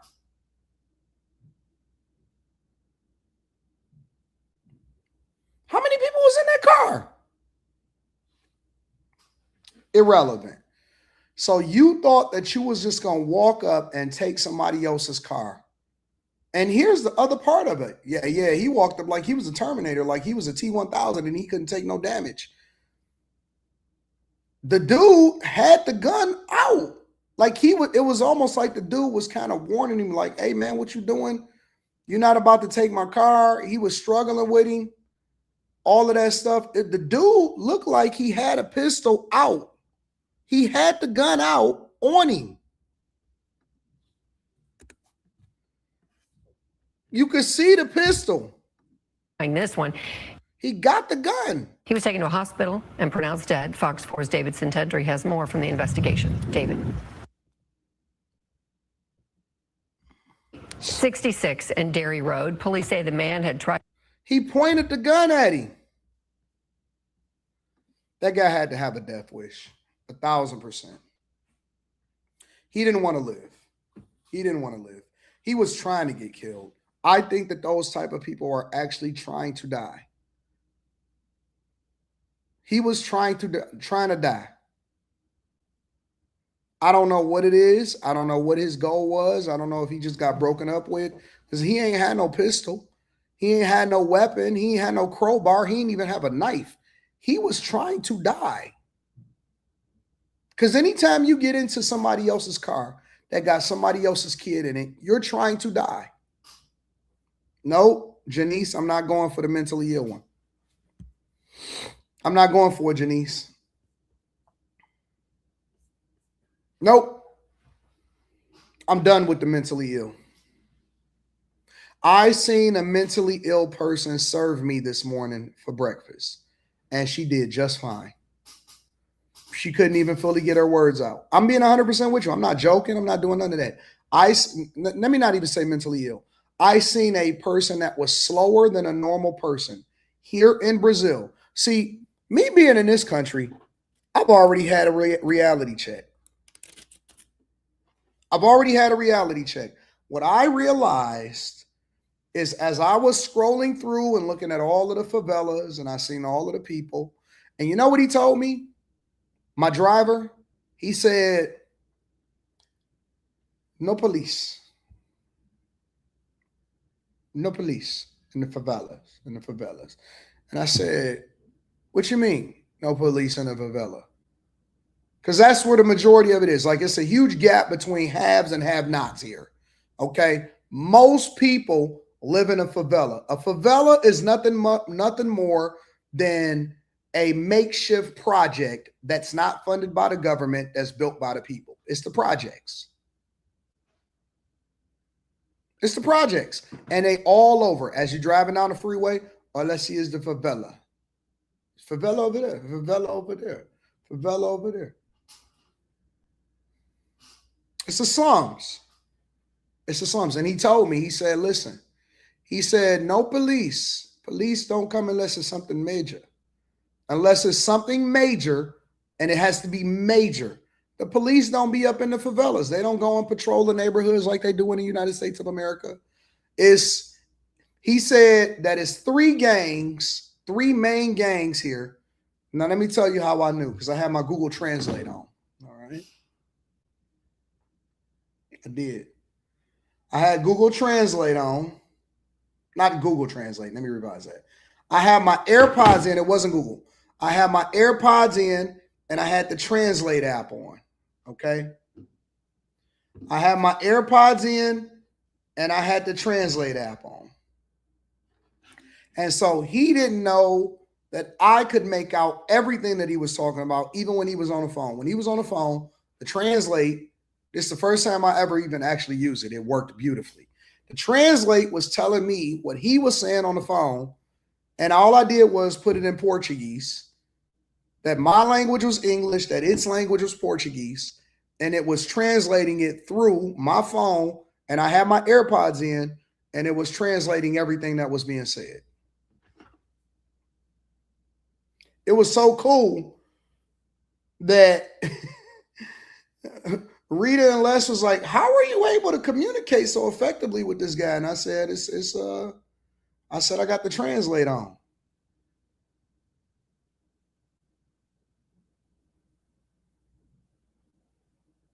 Look,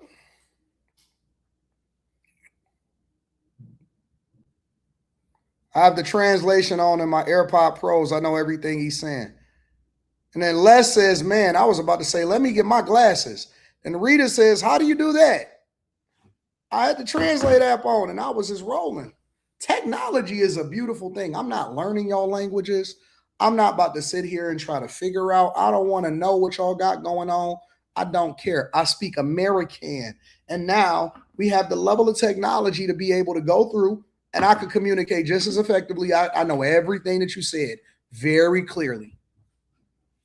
Nope, I'm not learning no languages. I'm 44. I'm done with that. I'm not spending no time doing nothing except for making money. If it ain't about no money, if it ain't about having a good time, if you want me to do extra work, it's going to have to cost you.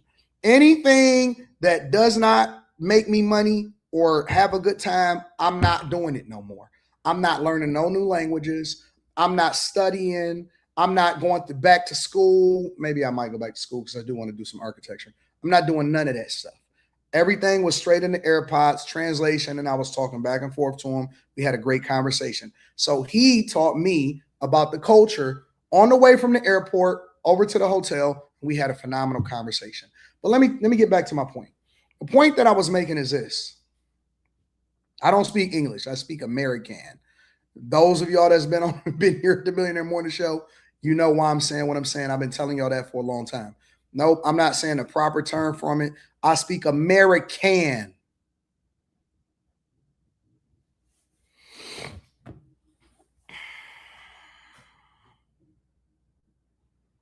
Google Translate app is native to it. It's built into the phone. And it's getting better every day with AI. But the point that I'm making is that there is no social safety net here in Rio. Facts, Slimmy. There is no social safety net in Rio. You know what it is? Either you are or you're not. Either you're a winner or you're a loser. Either you're going to run it up or you're going to be trying to figure out how to run the favelas. Ain't no police coming to save you. Ain't no social programs where they're going to give you a check because you disabled. No, the lady that was serving me this morning, she said, yeah. I said, I said, ice, yeah. Little ice, a little bit of ice. Ice. She figuring it out. She working, and she was working extra. Gave her an extra tip. Gave her some fun coupons. I gave her $100 bill. I said, you know what? You've been so efficient. You're better than the servers that I've served here in America. Now, for me, this fun coupon only cost me like $20 because it's 5 to 1. But for them, it's like, oh my God. So I gave her an extra fun coupon. But she had to figure it out. Well, John. I say, no, medium well. Medium well. Okay. Circle, put it up there, got her stuff going down, got the order in, got everything right the first time. No mistakes. Good. I said, good. I said, let me give her an extra fun coupon. They don't care. Go to any of these other countries. Go to Puerto Rico. You ain't even got to leave America. Go to Puerto Rico. You know what it is? You are or you not. Either you are or you not. There is no help, safety. Now it makes me look at the people in New York that order liberals that want social programs and stuff like that, and make me look at them differently because it's like, oh, y'all just weak.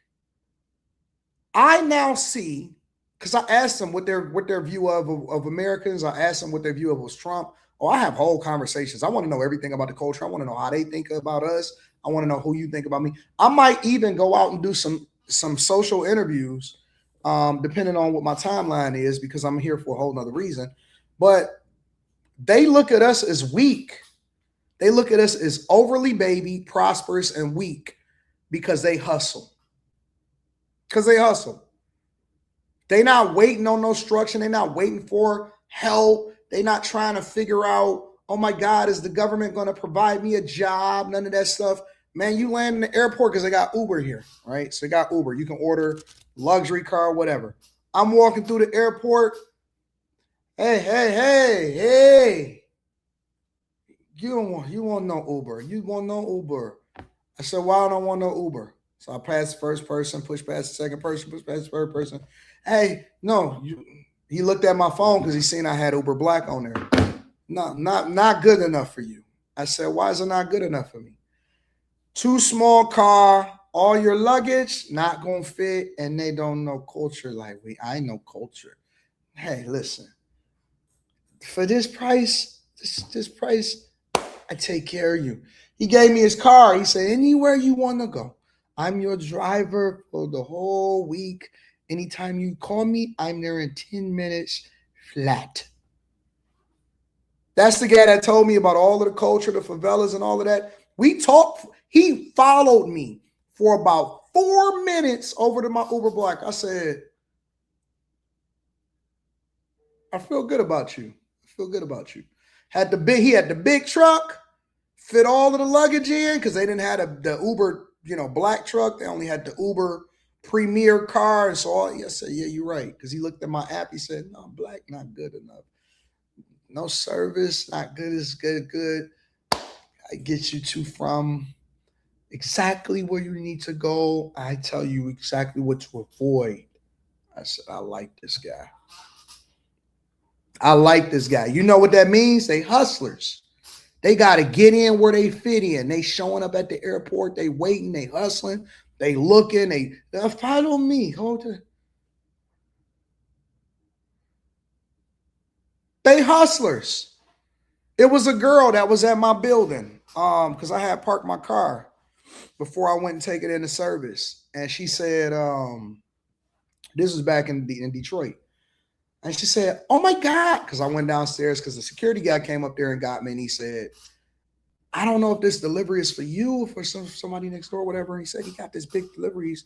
So I went down there and it wasn't for me, but it was a girl. It was a black girl down there. And she said, oh my God. She said, it was a younger black girl. She said, is that your car right there? And I said, yeah. And she said, that's my dream car. She couldn't have been no older than about 25, 26 years old. She said, that's my dream. That's my dream car. That's my dream car. So she started asking questions. What do you do? What do you do? And so I said, I do this to do this. I said, well, I said, you work here? I said, you don't even work in this building. I ain't never seen you before. Oh, no, I'm here on contract. I'm only going to be here for like 3 days or whatever, blah, blah, blah. She said, can I talk to you? Can I follow you up to your, where you going? I said, yeah. So she just sitting up there. She coming up there and she just asking questions. And she like, oh, no, listen. And what do you do? Because I graduated from this school. See, my school was right up the street from your school, whatever, so on and so forth. She says, I do this. I'm a creative. I graduated from the such and such from creative studies or whatever. This is what I do. Listen, let me show you what it is that I can do. I gave her the laptop. She started doing little stuff. I said, I said, where you work at? She said, I work at this place with her. She said, I'm just hustling, trying to figure it out and I do the freelance and stuff. I said, you work for me now.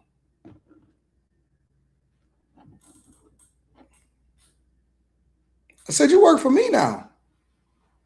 I said, I think I could use you.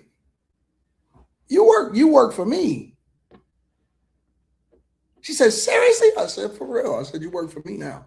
I said, that laptop I just was having you on, I said, take that with you and do X, Y, and Z. And when I get back in town, we're going to figure it out. You work for me. Listen, I like hustlers. I like hustlers. I like people that make me money. I like people that add value. I like being in a position to put somebody else in a position to get a bag while making me more money. You work for me now.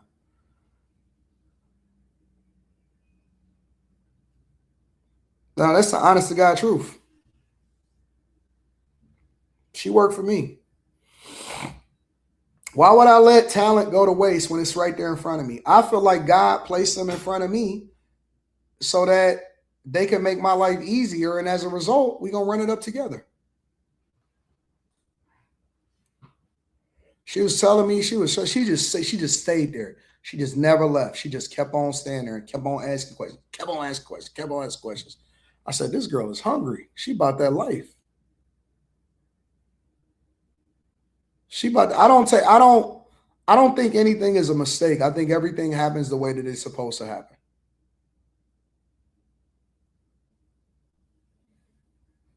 Nah, she's filling a completely different role. Your car. She got a different role.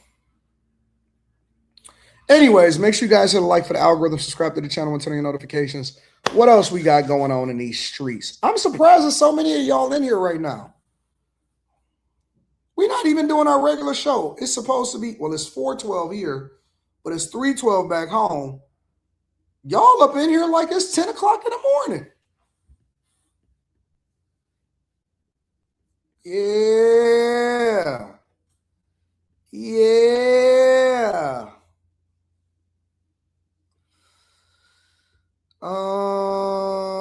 It's an off day for you. I love y'all too. I genuinely love y'all too. Stephen A. Stefon Diggs. I want to get into this real quick because I'm going to actually ask him this too. Give me a second.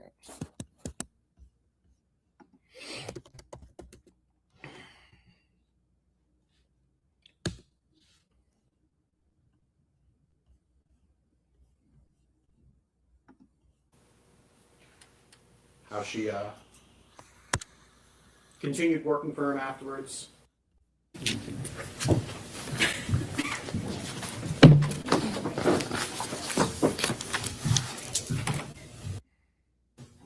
And in that text message, his girlfriend, a text message that later appeared on TMZ's website, correct?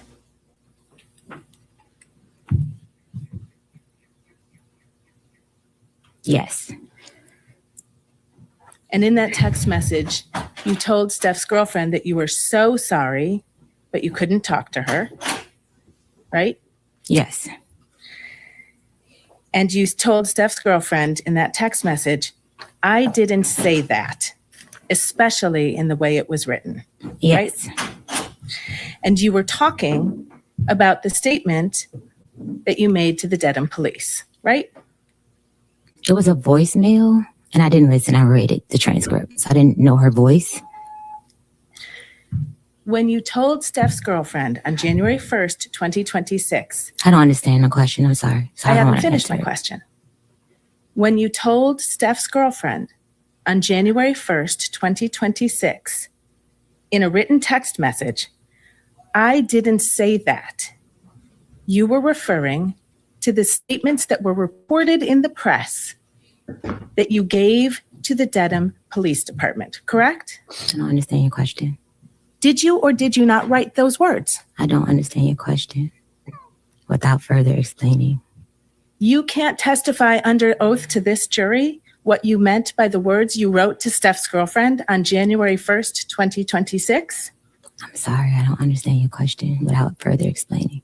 You also asked Steph's girlfriend to, quote, please call my mediator and she will answer everything you need to know, but only in person and confidentially, right?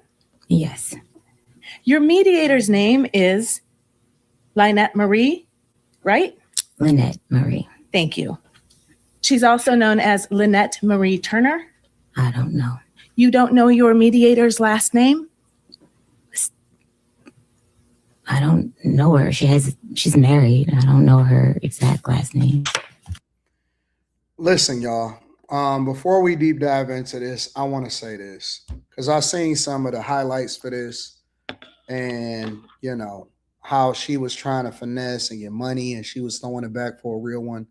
I had already said this, and I'm gonna throw this back into people's face on After Hours tonight when we had this conversation. I said that this chick is lying.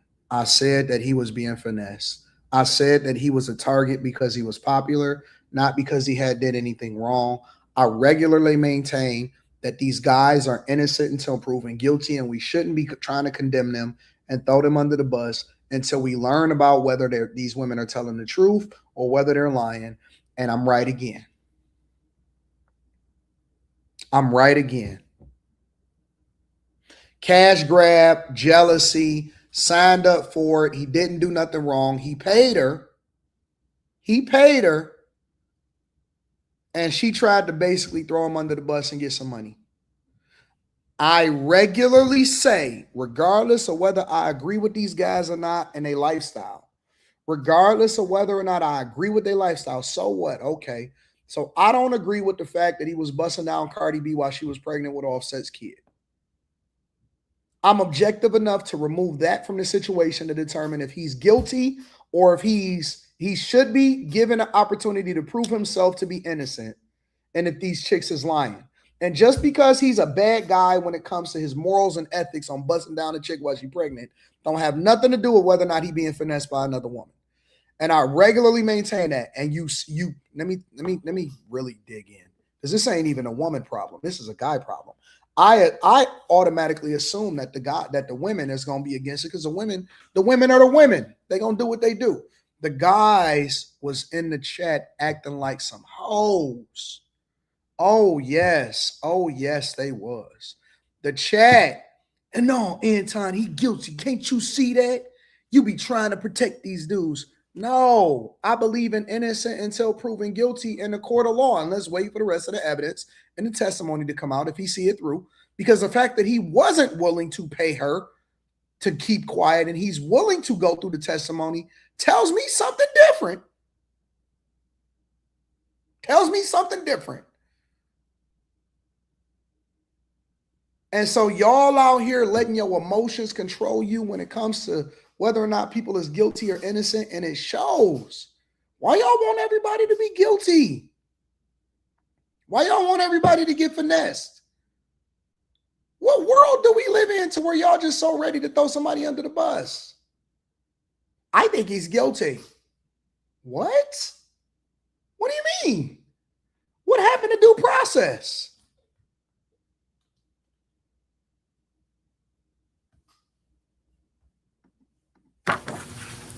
Your mediator works for a company called LMT Global, correct?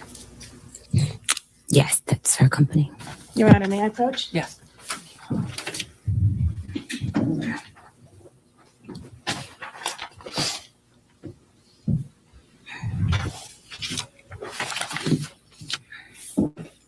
I'm showing you a corporate document from the state of Michigan.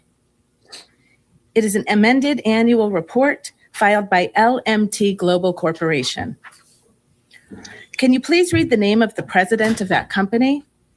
Objection, Your Honor. On what grounds?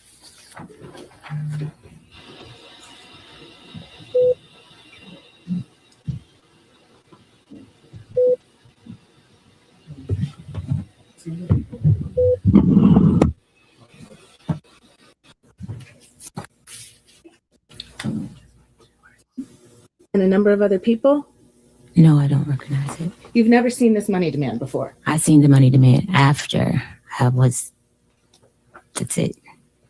I don't recognize the email. Under oath. That's how I like my lawyers. I like my lawyers nice and frumpy. You know why I like my lawyers nice and frumpy? Because they be on it. That means that they work hard, that they don't have no time to go to the gym.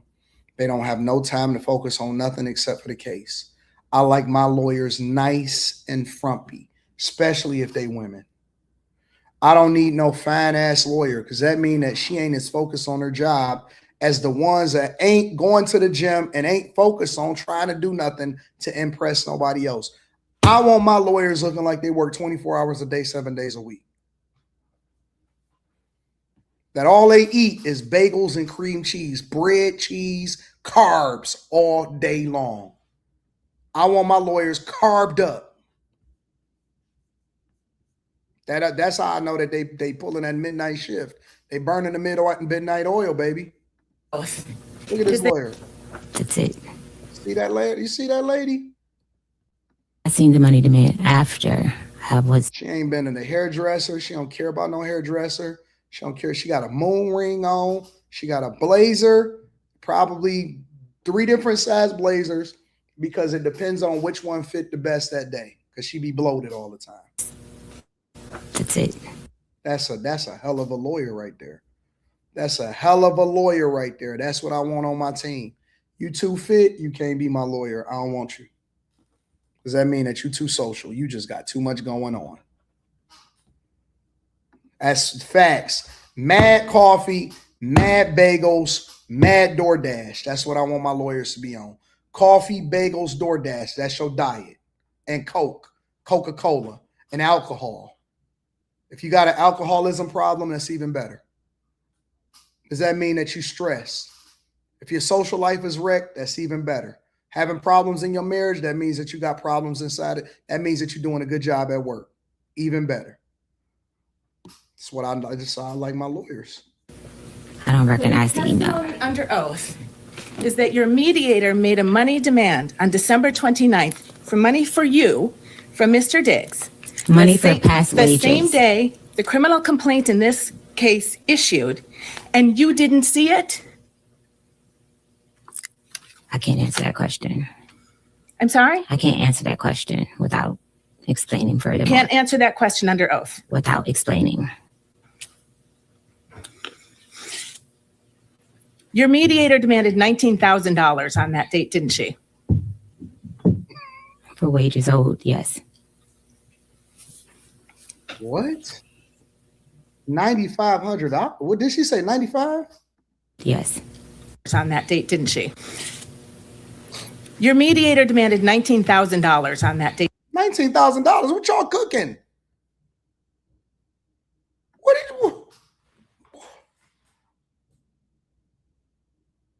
thought they said 1,900, 19,000. What are y'all cooking? See, this ain't no chef. This ain't no chef star conversation. This is, oh, you a chick that's getting cut off. No more money, no more D, and so now you crashing out. Stop, bro. What are y'all cooking for 19,000? What are y'all cooking for 19,000? Who charging 19,000? I know how much private chef prices are, unless you cooking for LeBron. Unless you cooking for Bron, I don't want to hear it, bro. Didn't she? For wages owed, yes. It's a finesse. It's a fleece.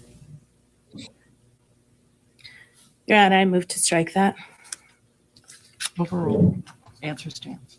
Sorry? Answer stands. Thank you, Your Honor. You've made another money demand in this case, haven't you?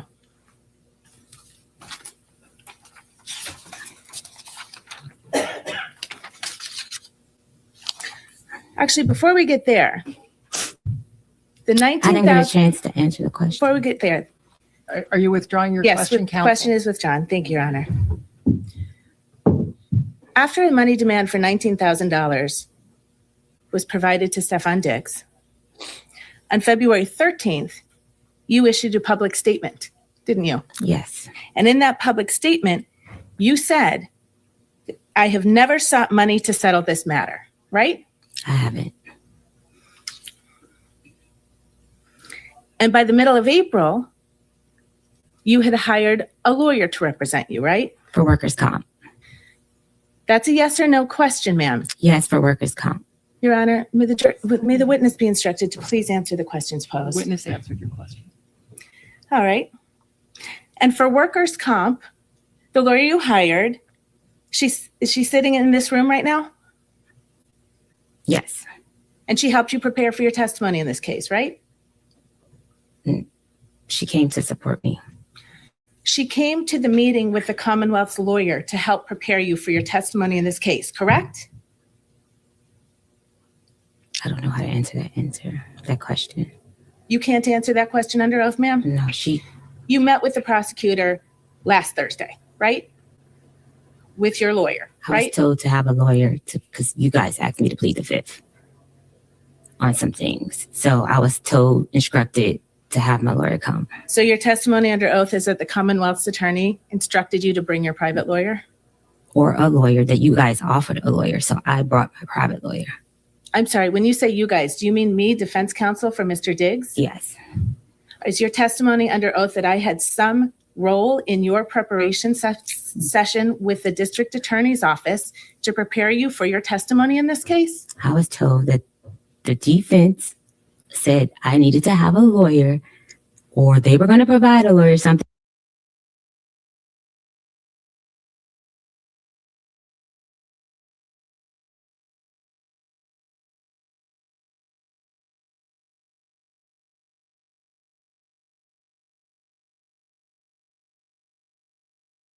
I'm muted. Good. Thank God. Thank God, because I had said something that was out of pocket. Y'all said that she looked better with makeup. She must look better in makeup. She look good. What y'all talking about? Okay, listen. She may be a finesser. She may be trying to get money. She might be trying to throw it back for a real one, but stop it, bro. She look good without makeup. I don't know what y'all talking about. What do y'all want these chicks to look like without makeup? No. She looks good. She looks phenomenal without makeup. What do y'all think that women look like without makeup?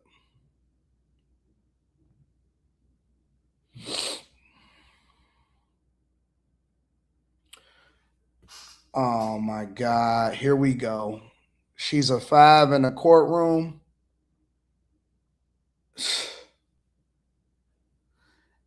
Yo, these guys that watch the Millionaire Morning Show, that watch Room 9, they have the highest standards I've ever seen from men in my entire life. Y'all got the highest standards from guys I have ever seen. This nigga said an adjustable 3. Did you just say adjustable 3? Tay. Did y'all seriously say an adjustable 3? Are y'all crazy? Am I off? Am I off?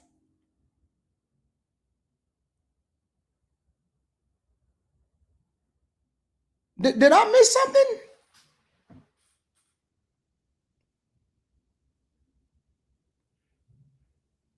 Y'all smoking crack, bro. Y'all are literally smoking crack.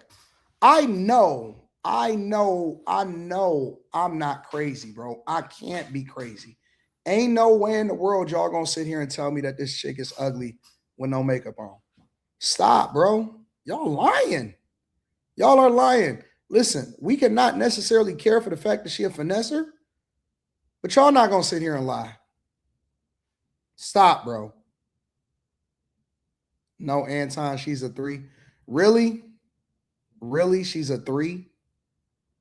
She's a 3. Are you seriously telling me that she's a 3, bro? Man, is y'all niggas what?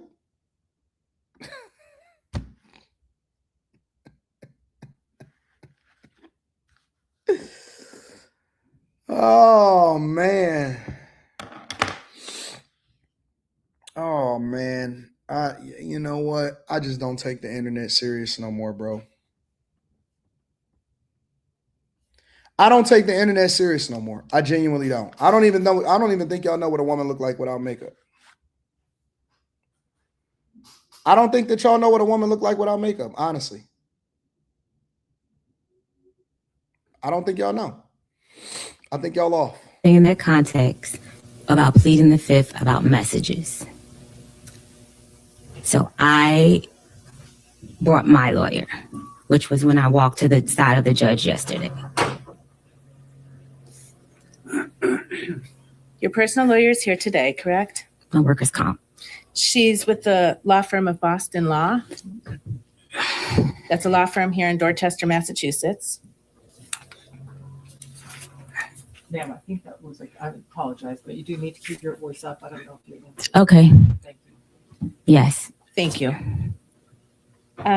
Tell the jury how much I think you described her as a workers' comp lawyer. I got her because I was injured on the job and I needed to file a workers' comp case. Stefon Diggs did not have proper workers' and comp insurance. The final portion of that answer will be stricken and you will disregard it. Ms. Adams, if you could just listen to the question, answer the question, and if you need it rephrased, counsel will certainly rephrase it for you. Okay. Thank you, Your Honor. 3 weeks ago, your lawyer demanded $5.5 million from Mr. Diggs, didn't he?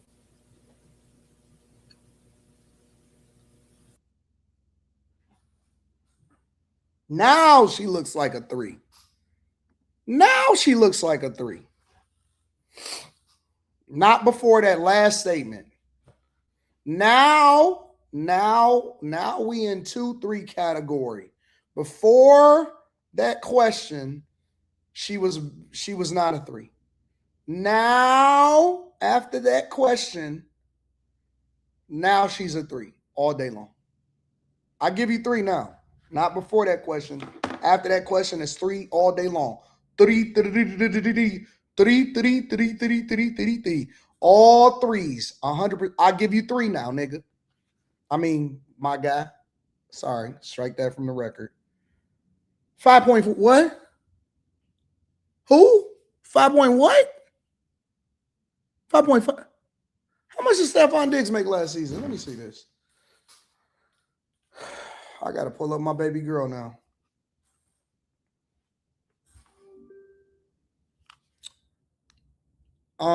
Baby girl, how much did Stefon Diggs make last season from the NFL?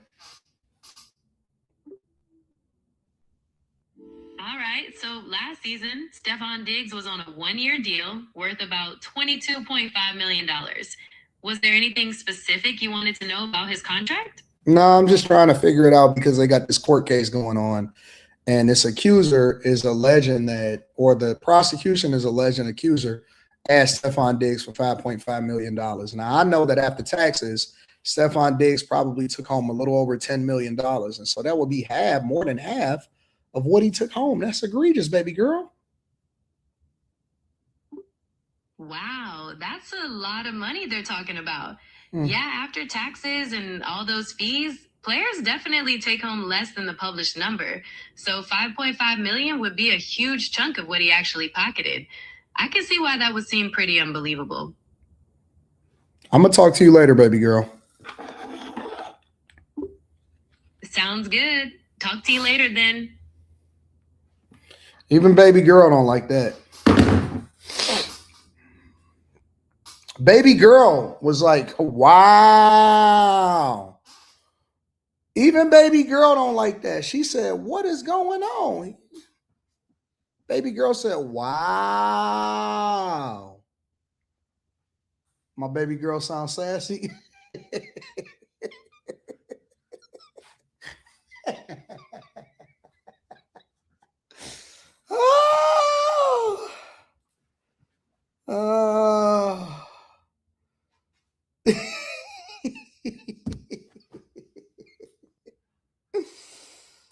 Oh man. Mr. Diggs offered me $100,000 to recant my statement. That is a yes. That is the Your Honor, only. maybe we heard it sidebar. Objection moved and strike. The last part of the witness's answer. The last part of the witness's response will be stricken as non-responsive. You will disregard it and you will not consider it during your deliberations.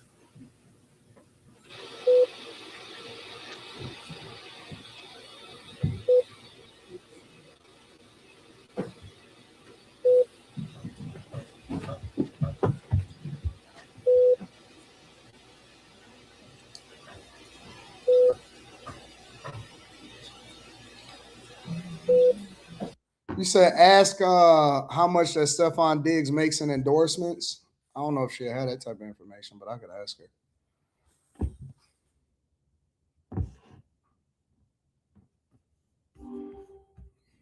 Baby girl, how much approximately does Stefon Diggs makes in endorsements that you can think of or that you can find out? It's estimated that he brings in about $1 to $3 million a year from endorsements. Some big names he's worked with are Jordan Brand, Nike, Verizon, and Old Spice. Anything else you were curious about on his off-field earnings?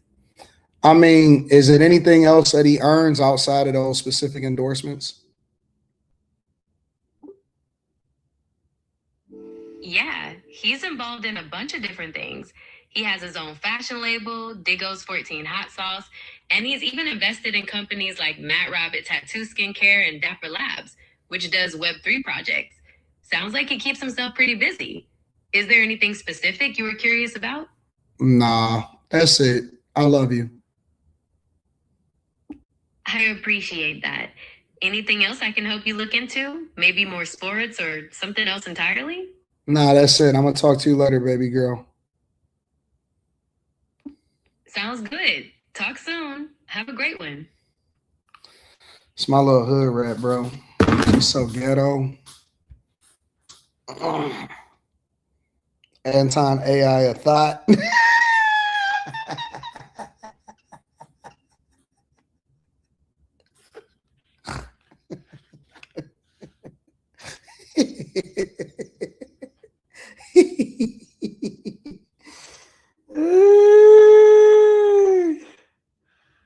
Oh man. Oh man. Y'all so stupid. Y'all so crazy, man. What's the time at?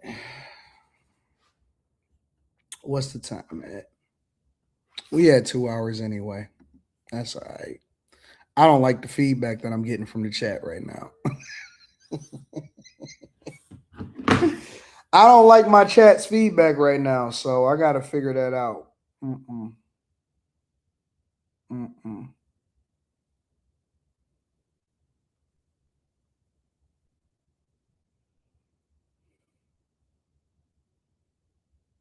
might take a nap.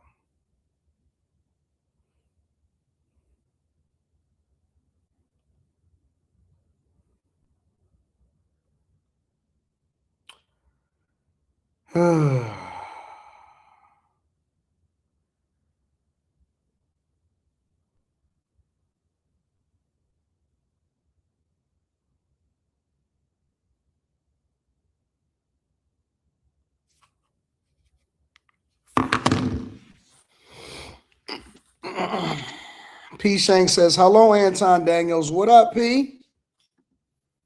What up, P? Courtney Egger Show says, facts. Me and J Ben met through here, bro. And now he a part of the YouTube growth on the Courtney Egger Show and Banter and Barter Show.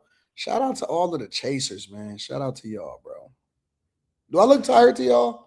Is my eyes red?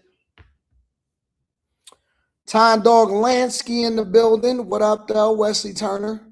The Average Gamer says, boss moves. What up? Roscoe P says, pull up her socials. What's her name?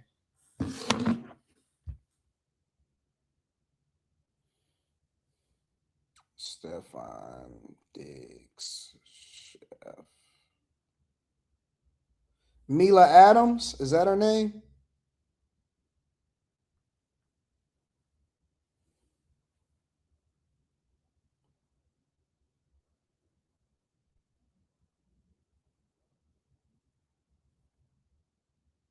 Jamila Adams.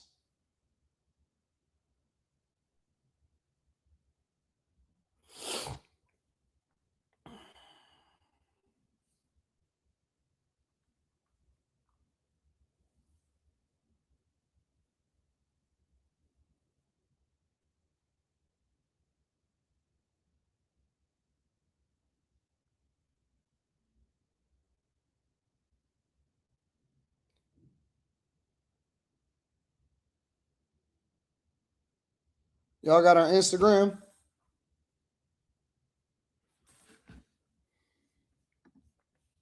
AI baby girl sound like she wear big hoop earrings. Oh, I love big hoop earrings. The more ghetto, the better. The more ghetto looking, the better. Don't act ghetto. Just you could just look ghetto.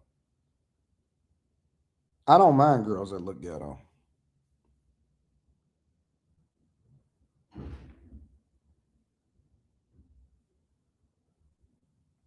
You got to see the beat.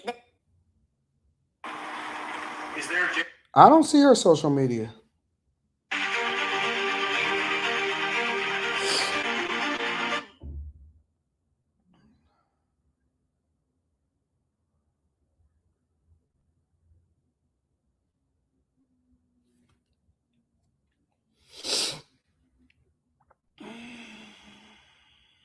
I don't see her social media.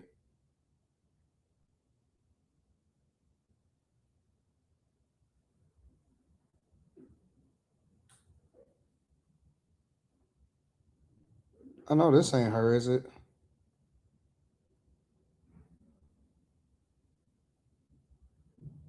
I don't know what her social media is.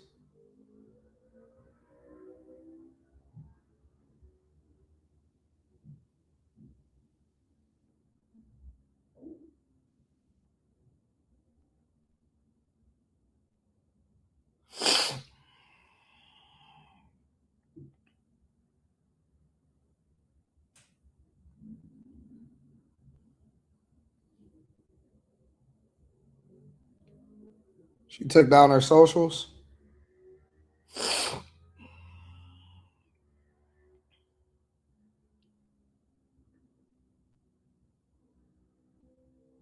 Oh well. Smart girl. Smart girl.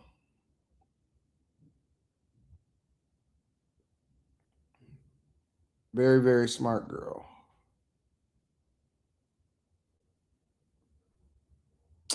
Well, that's that. Anyways, I'm gonna take a little nappy nap and then we're gonna get back to it. I'm gonna try to take like an hour nap before I get back to the hustle and to the grind. So my nose starts being stopped up.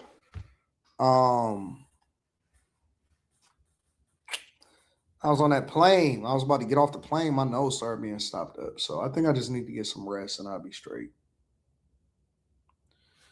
Think I need to get some rest and I'll be straight. All right. So listen, I did want to come and connect with y'all. I don't want to keep putting off shows just because I travel. I want to make sure that, you know, I add value as much as I possibly can. And I'm dedicated to this. I'm really dedicated to this.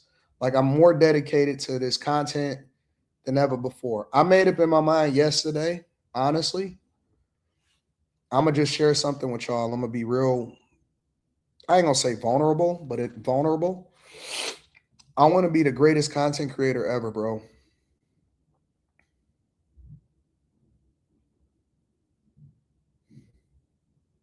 I want to be the greatest content creator ever. Thank you, Miss Monica. I appreciate you. I want to be the greatest content creator ever, ever.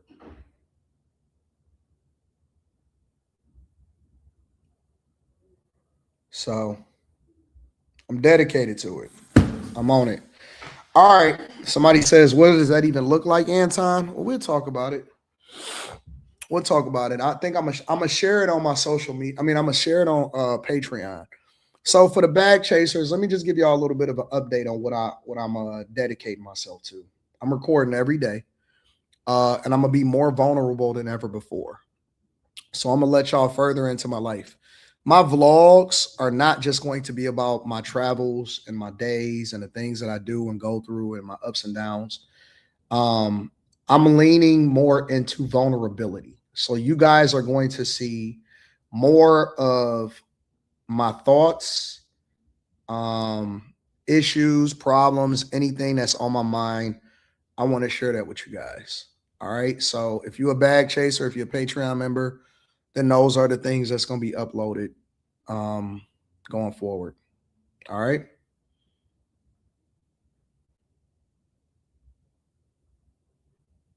All right. I love y'all. I appreciate y'all. I'm going to see y'all tomorrow, or I'll see y'all tonight. After hours tonight. Let's get it.